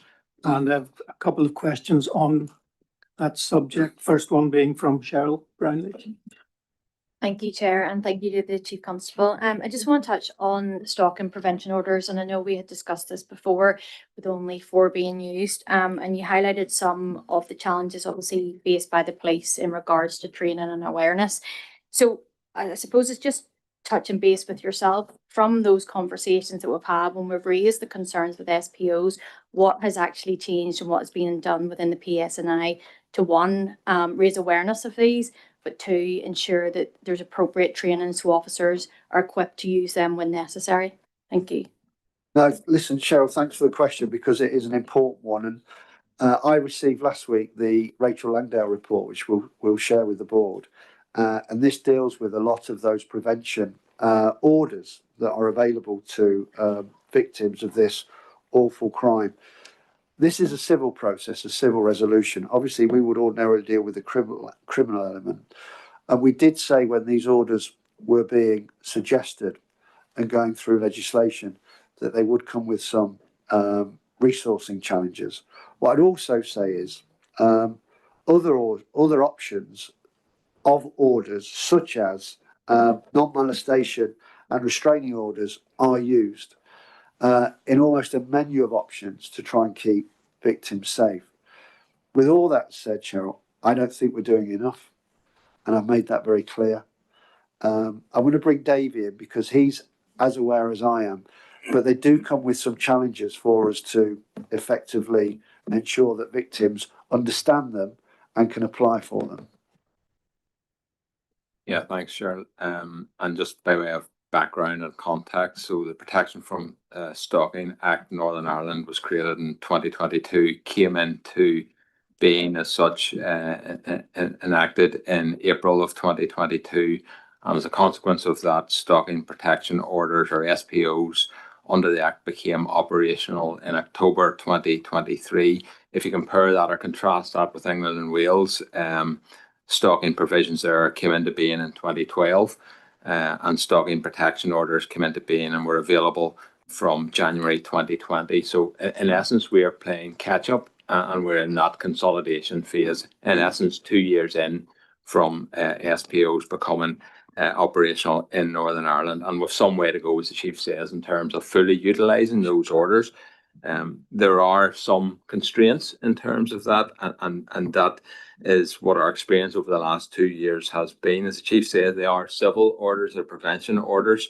Currently, we have 4 of those orders active. We also have in the region of 20 open that are at various stages of processing through the stages from triage through to awaiting hearing dates. And overall, we have considered in the region of around 30 applications.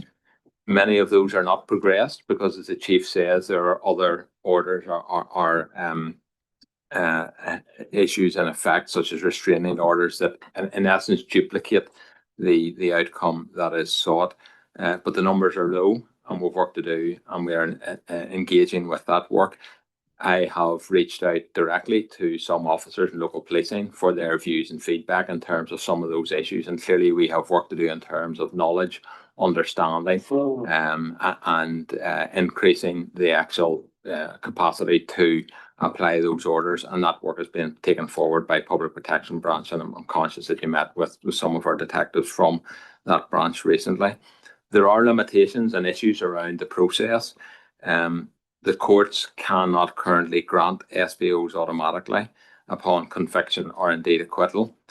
SPO applications therefore remain standalone. They're complex, they're quasi-trial in nature, and I said they are a duplication of the work that is taken around the criminal case as well.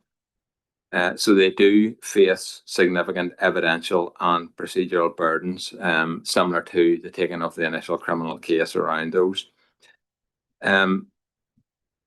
Frequently, the orders, as I say, have been duplicated in terms of restraining orders, bail conditions, for example, as cases are progressing.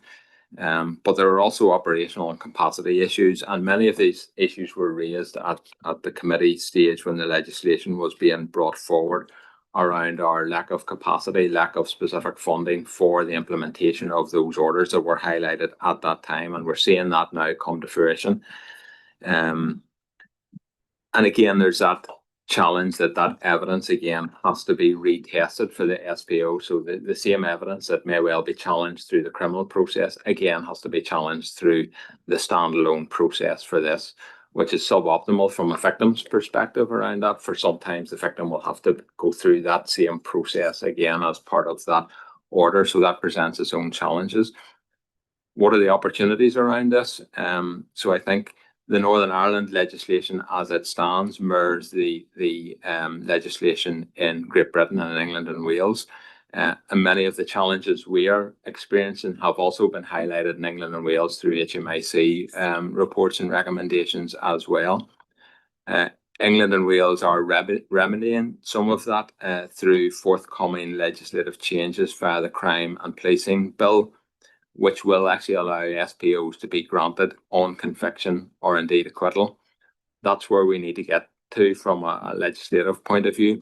I believe that there may be an option to adopt similar legislation through the legislative consent motion. And again, that's perhaps something that we could ask for your support on the board to progress and perhaps fast track that change in legislation. And if that was enacted here, we would potentially see significant increases in the number of orders.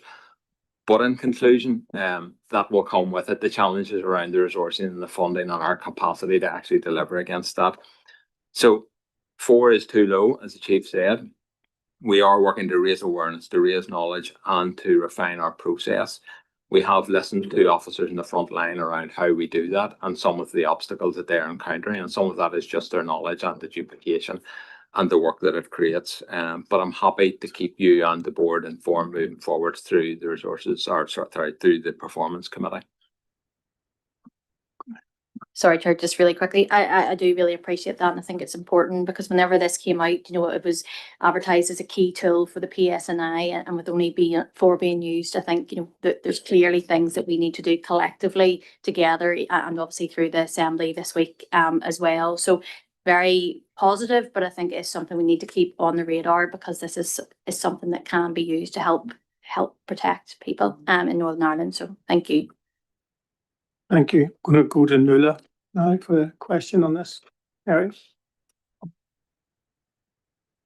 Yeah, I have another question for the private session. So my question now is different. It's Sexual Abuse and Sexual Violence Awareness Week, and there have been various events that have taken place. And at one event yesterday that Nexus held, there was a group from Women's Aid who highlighted that women who have come to them for aid and help and assistance, one of the first things that they ask is, does your partner have access to a firearm?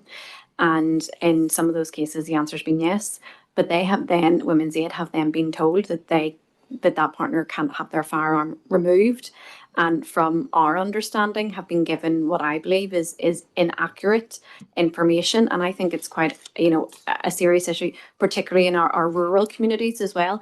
Can you give assurances that you will actually work with Women's Aid to look into this issue so that where a firearm can be removed for the safety of women who are fleeing sexual or domestic violence, that can happen? Yeah, that's be absolutely clear. And I think I've shared this with the board previously, that one of the first checks that is made before officers will get to that call is one around access to firearms. It's a critical issue. It's a core issue in terms of the follow-up and the response to any domestic violence incident. And indeed, it's an issue that is part of the dash form of the process around that management and measure of risk in respect of individual victims. So it's something we recognise, we take seriously, we apply each and every day, and indeed firearms are regularly removed from people. So absolutely, we are proactive in that respect. Okay, thank you. There's a supplementary on that. I think Linda mentioned she wanted to come in. Are you okay, or? No, it's okay, Chair. It's actually been covered. It is just literally about clarifying that. So Okay. Nuala has covered it. Thank you, Linda. Frank McManus, your question on access of children and young people. Yeah. Thanks, Chair. Chief and team, I think most of us all are aware of the need to constantly educate all our citizens about the uses and the dangers of the internet. But I specifically want to talk to you about the recent legislation in Australia, coupled with the age and data limitations in companies, which has been introduced all around the world now, with, it seems to be the exception of the UK. Can you share with us the PSNI's view on limiting and curtailing, while guarding our children and young people from online harm posed from social media?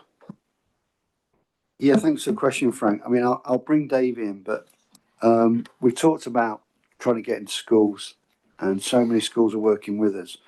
We need to be in there to make sure that children understand the risks of going online and how they can go online safely. And we'll engage with any debate that helps keep young people safe. The PSNI is not aware of any proposed legislative changes here regarding the use of social media by children. We'll obviously always work very closely with partner organisations to promote online safety and prevent harm. We have a number of campaigns where we have done that, which are well known.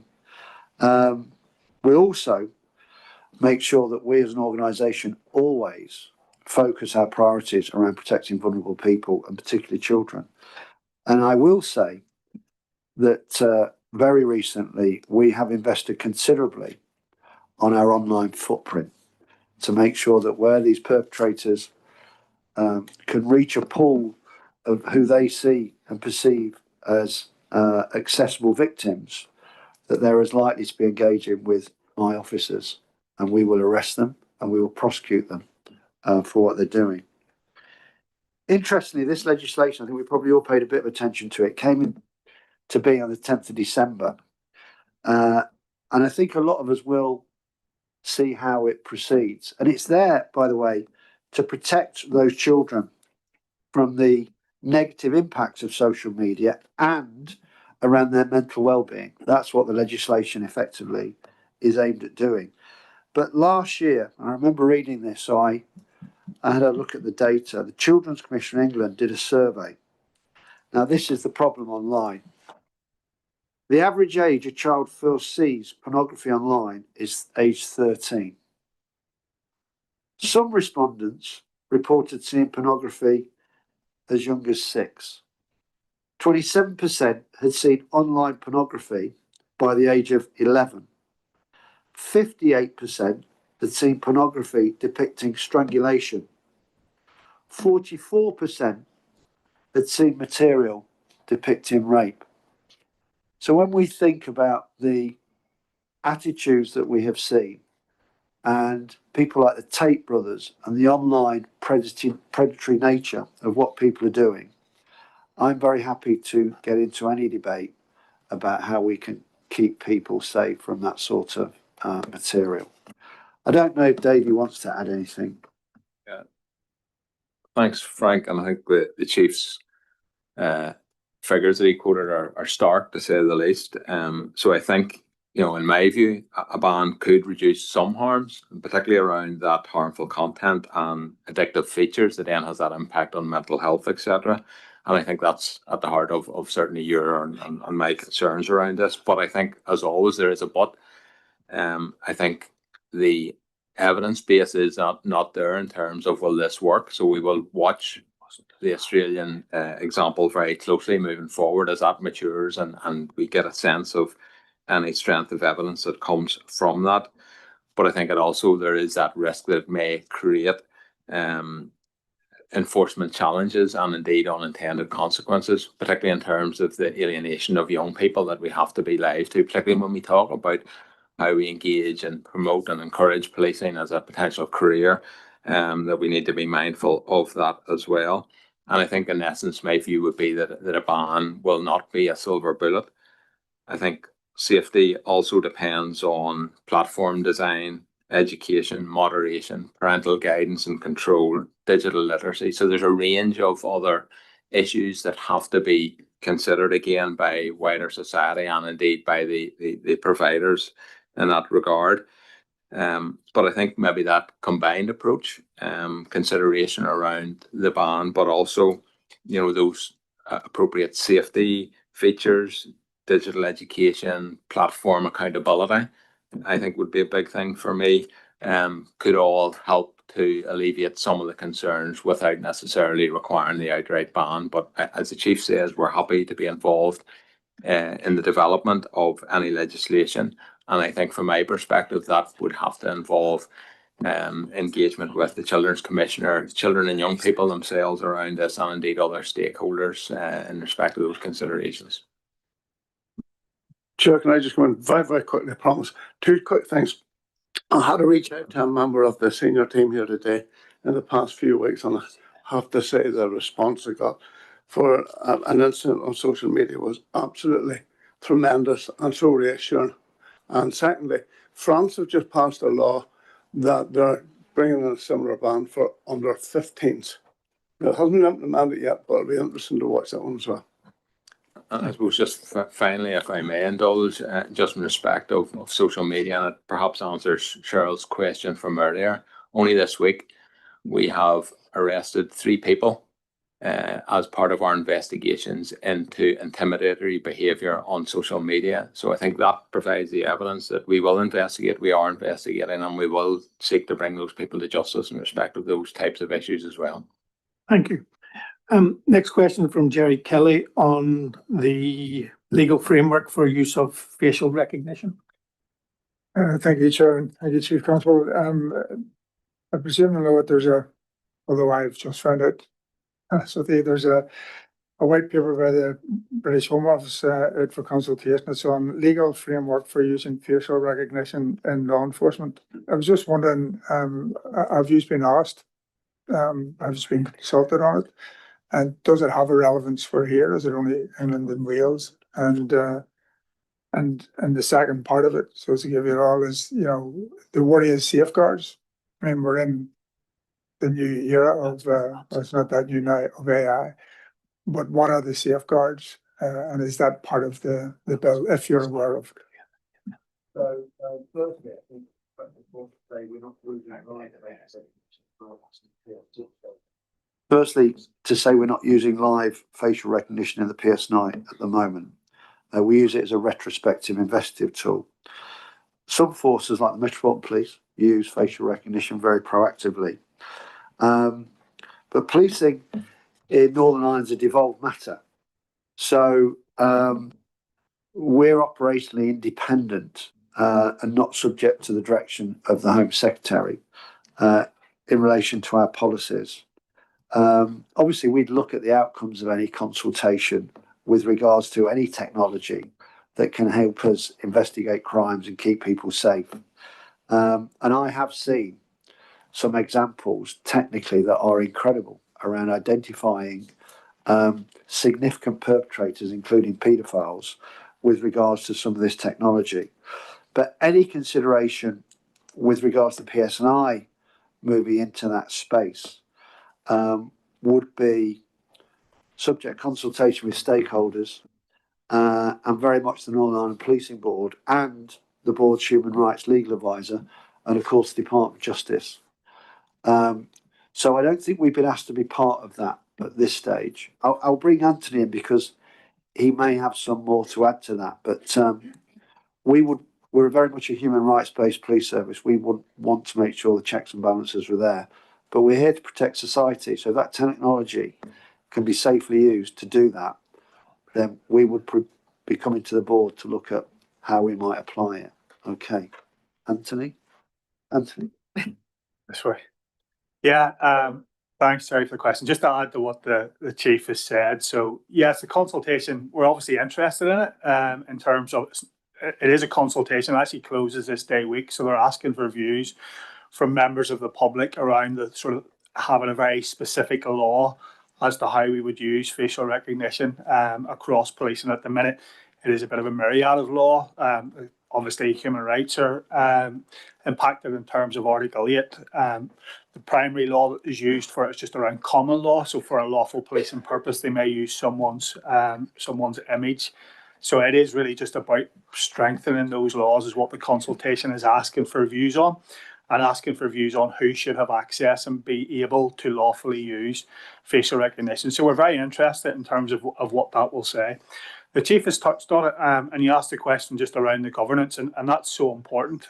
So for assurance for the board, we have within the PSNI 2 programme boards, one specifically looking at facial recognition, and the other point that you made around AI, artificial intelligence, one specifically looking at artificial intelligence. The two are connected, but they are slightly different in the same regard.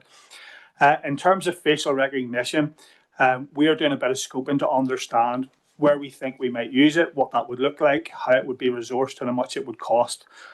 It's not a cheap option. The Home Office have invested £12.6 million into England and Wales last year to roll out the use of facial recognition in across England and Wales.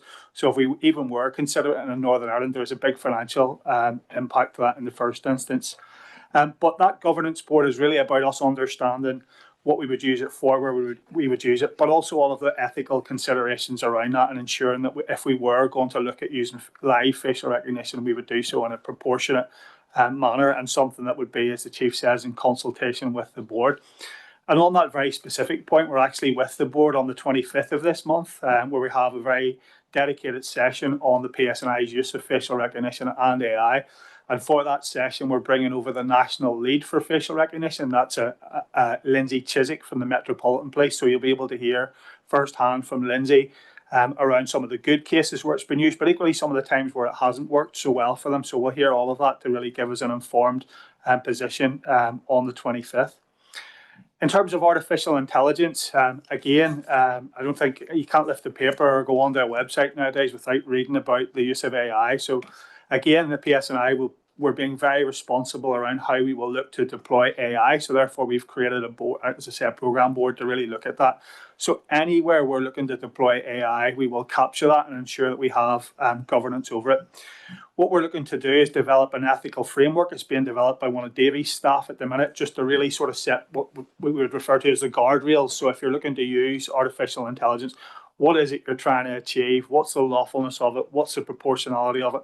What are the ethical considerations? So we're building that framework so that if anyone is looking to implement it within the PSNI, we'll make sure that it really meets those highest frameworks. And again, as I say, we will be sharing our use of AI with the board. That's part of the request for the Privacy and Policing report that John Wadham published back in late 2023. So I'm content that we've got good structures around ensuring that we've appropriate governance. We will listen to all interested stakeholders in relation to their views.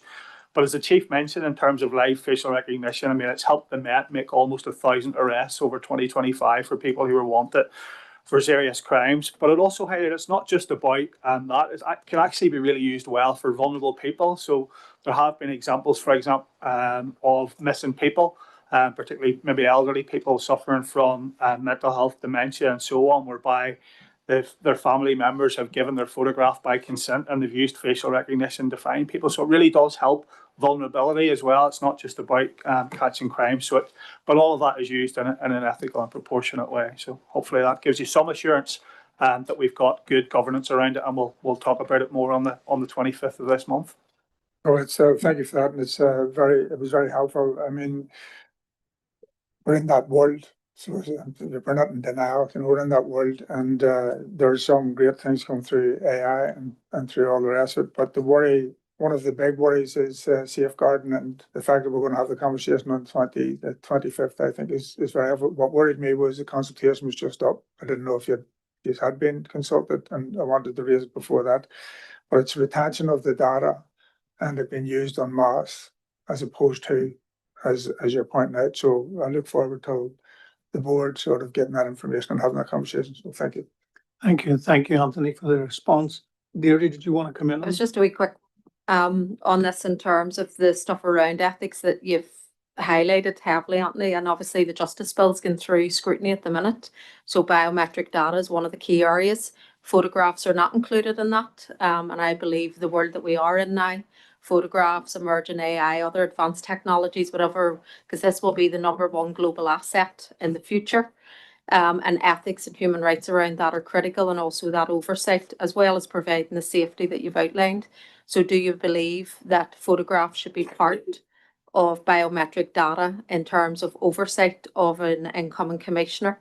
And also, does the ethics then, as you're moving and looking at these issues, because I would be concerned of the global companies that are currently leading in the use of AI, and trillionaires, basically, oligarchs that I would see on a global stage, and the negative influences that they would have. So in terms of the supply chain and companies that could be recruited for this work, will you be doing an ethics check, looking at those issues as well? Thanks.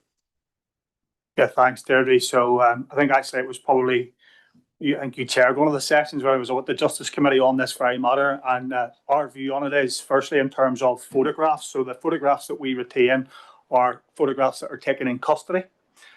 So we will upload those onto the Police National Database in the same way as all the other police forces across the United Kingdom will do.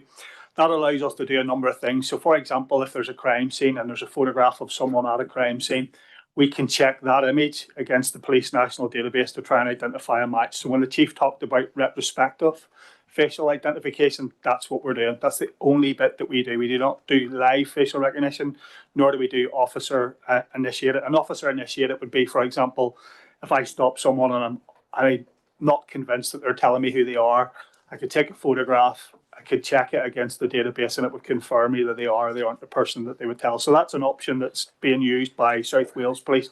We're not doing that. We're not doing live facial recognition, only the retrospective. So we have said, and I have said to the Justice Committee in relation to the bill going forward, it would be our view that we would treat photographs the same as another biometric, so the same as DNA and fingerprints. So as you all know very well, the retention periods that are being brought in as part of the new bill stipulate the periods of time for which we can keep biometric data. We would apply that to photographs in the same way. We're not being asked to, that's not part of the bill, but we have said that's what we would look to do because we see it in a very similar way. And that is really about the protection of people's privacy. And just finally to confirm for you, when live facial recognition is being used, if, so when people are walking past the camera, if it doesn't connect and identify them, that's automatically deleted. That information is not stored. So all of the safeguards would be there that I would be content that we would be ensuring that any photograph we keep in line with the new Justice Bill is brought in. Thank you, and we do look forward to that session on the 25th. I know Angus will continue the advisory on the human rights element of this because that's vital for anything to do with that data capturing and cameraing. Les has a question on the Home Office about notifying of persons with immigration status. Yeah, I was at a very, very positive launch with the Deputy Chief Constable on Monday on the revised policy that PSNI has on arrangements for when and in what circumstances the Home Office will be contacted regarding a victim or a witness or a suspect's immigration status. So I wonder if you could just outline what that policy is briefly. Sure. Thanks, Les, and thanks not only for being there on Monday, but for your help with this over the last number of years. I think this sort of touches on the point that the Chief was making earlier, just about our slightly different status in terms of being devolved and our relationship with the Home Office.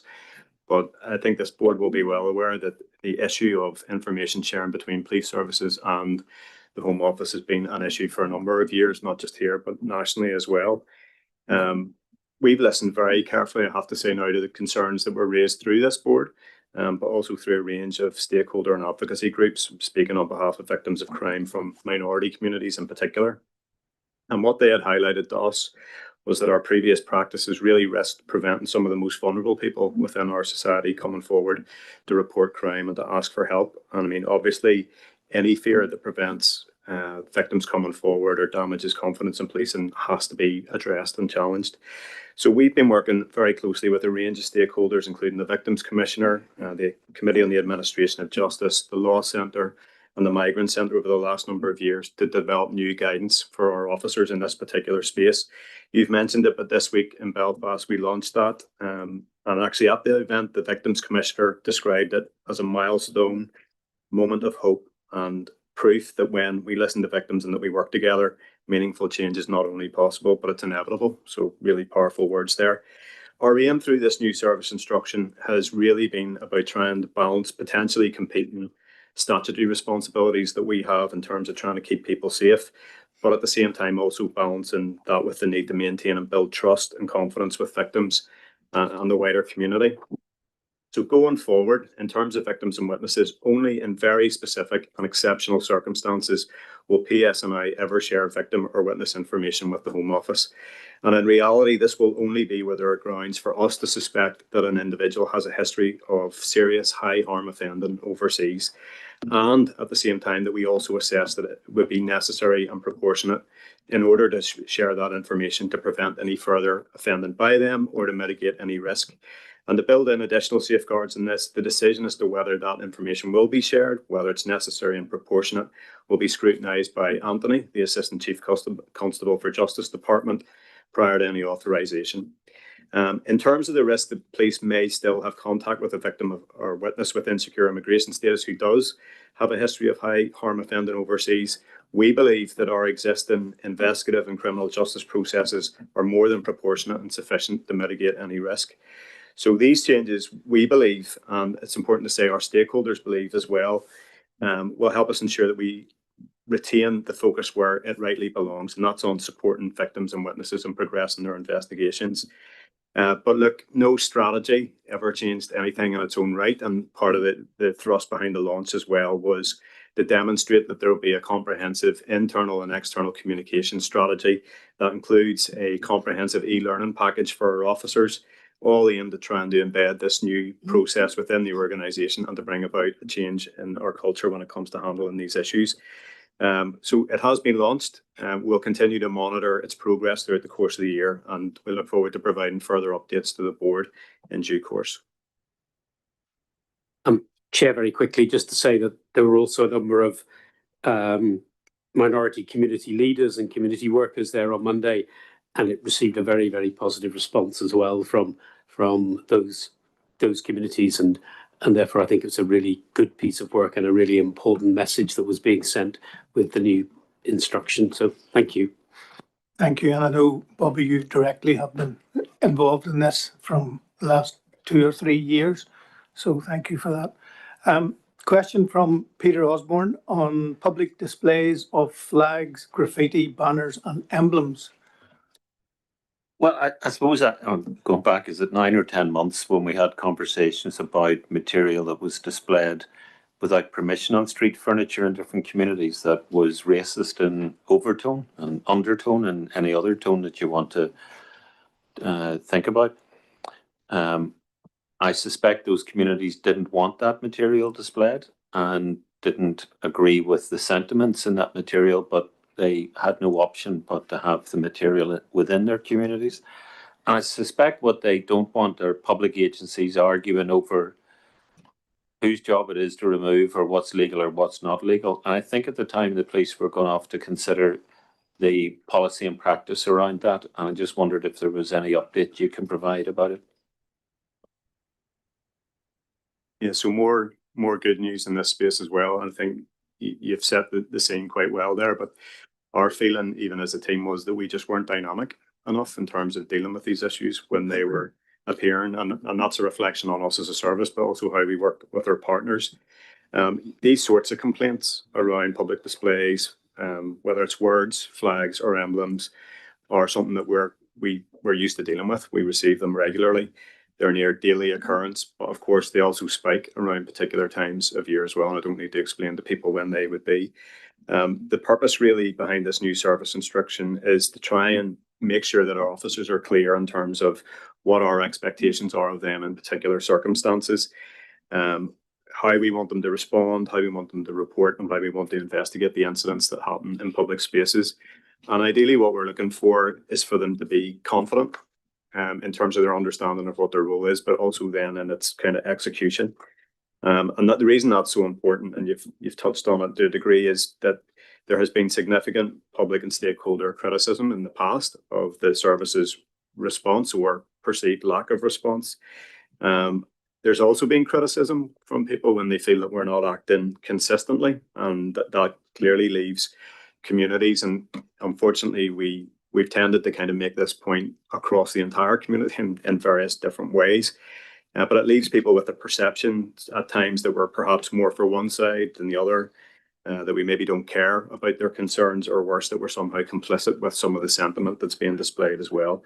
So this service instruction that we've now published last week really sets out the organisation's position. It aims to assist the officers and staff in understanding our legal obligations, and importantly, it aims to make sure that we're consistent in our approach to reported incidents and crimes. And being consistent in our approach is key, because actually you have to recognise at the same time that whilst the approach will be consistent, every single incident is different and has to be looked at on its own terms.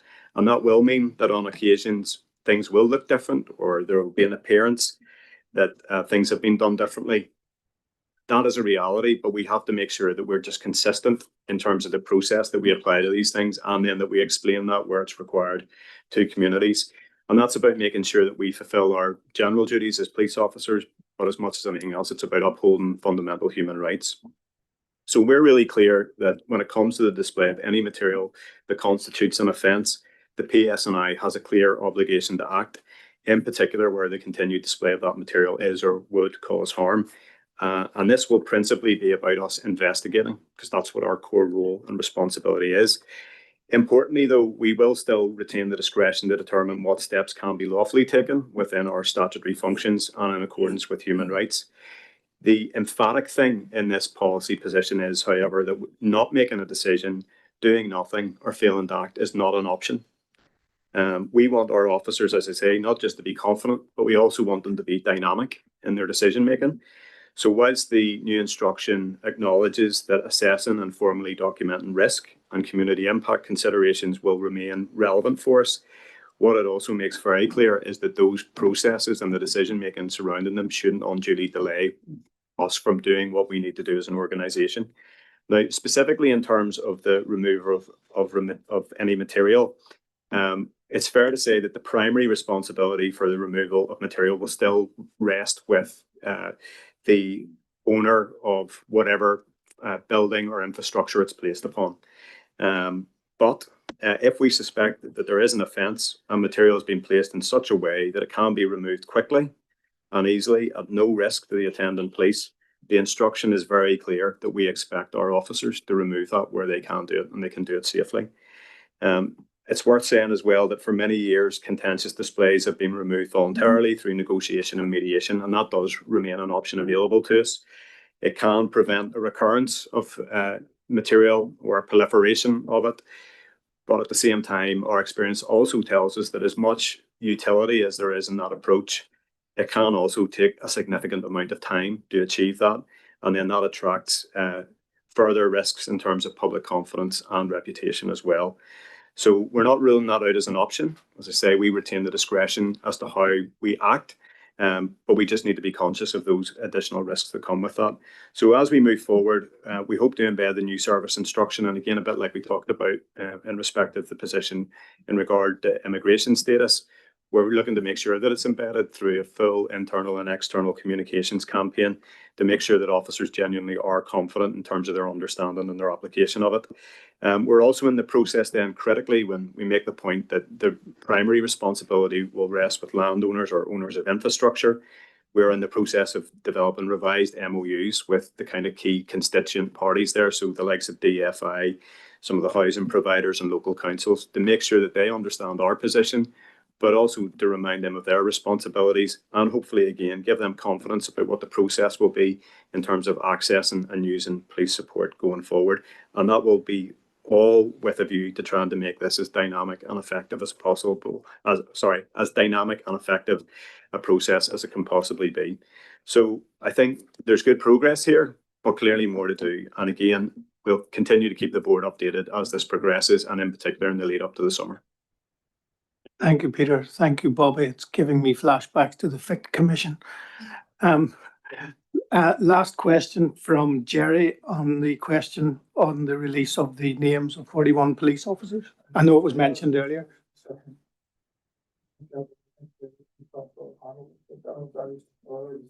Was going to ask for elaborate what is the situation, but you've explained it. Okay.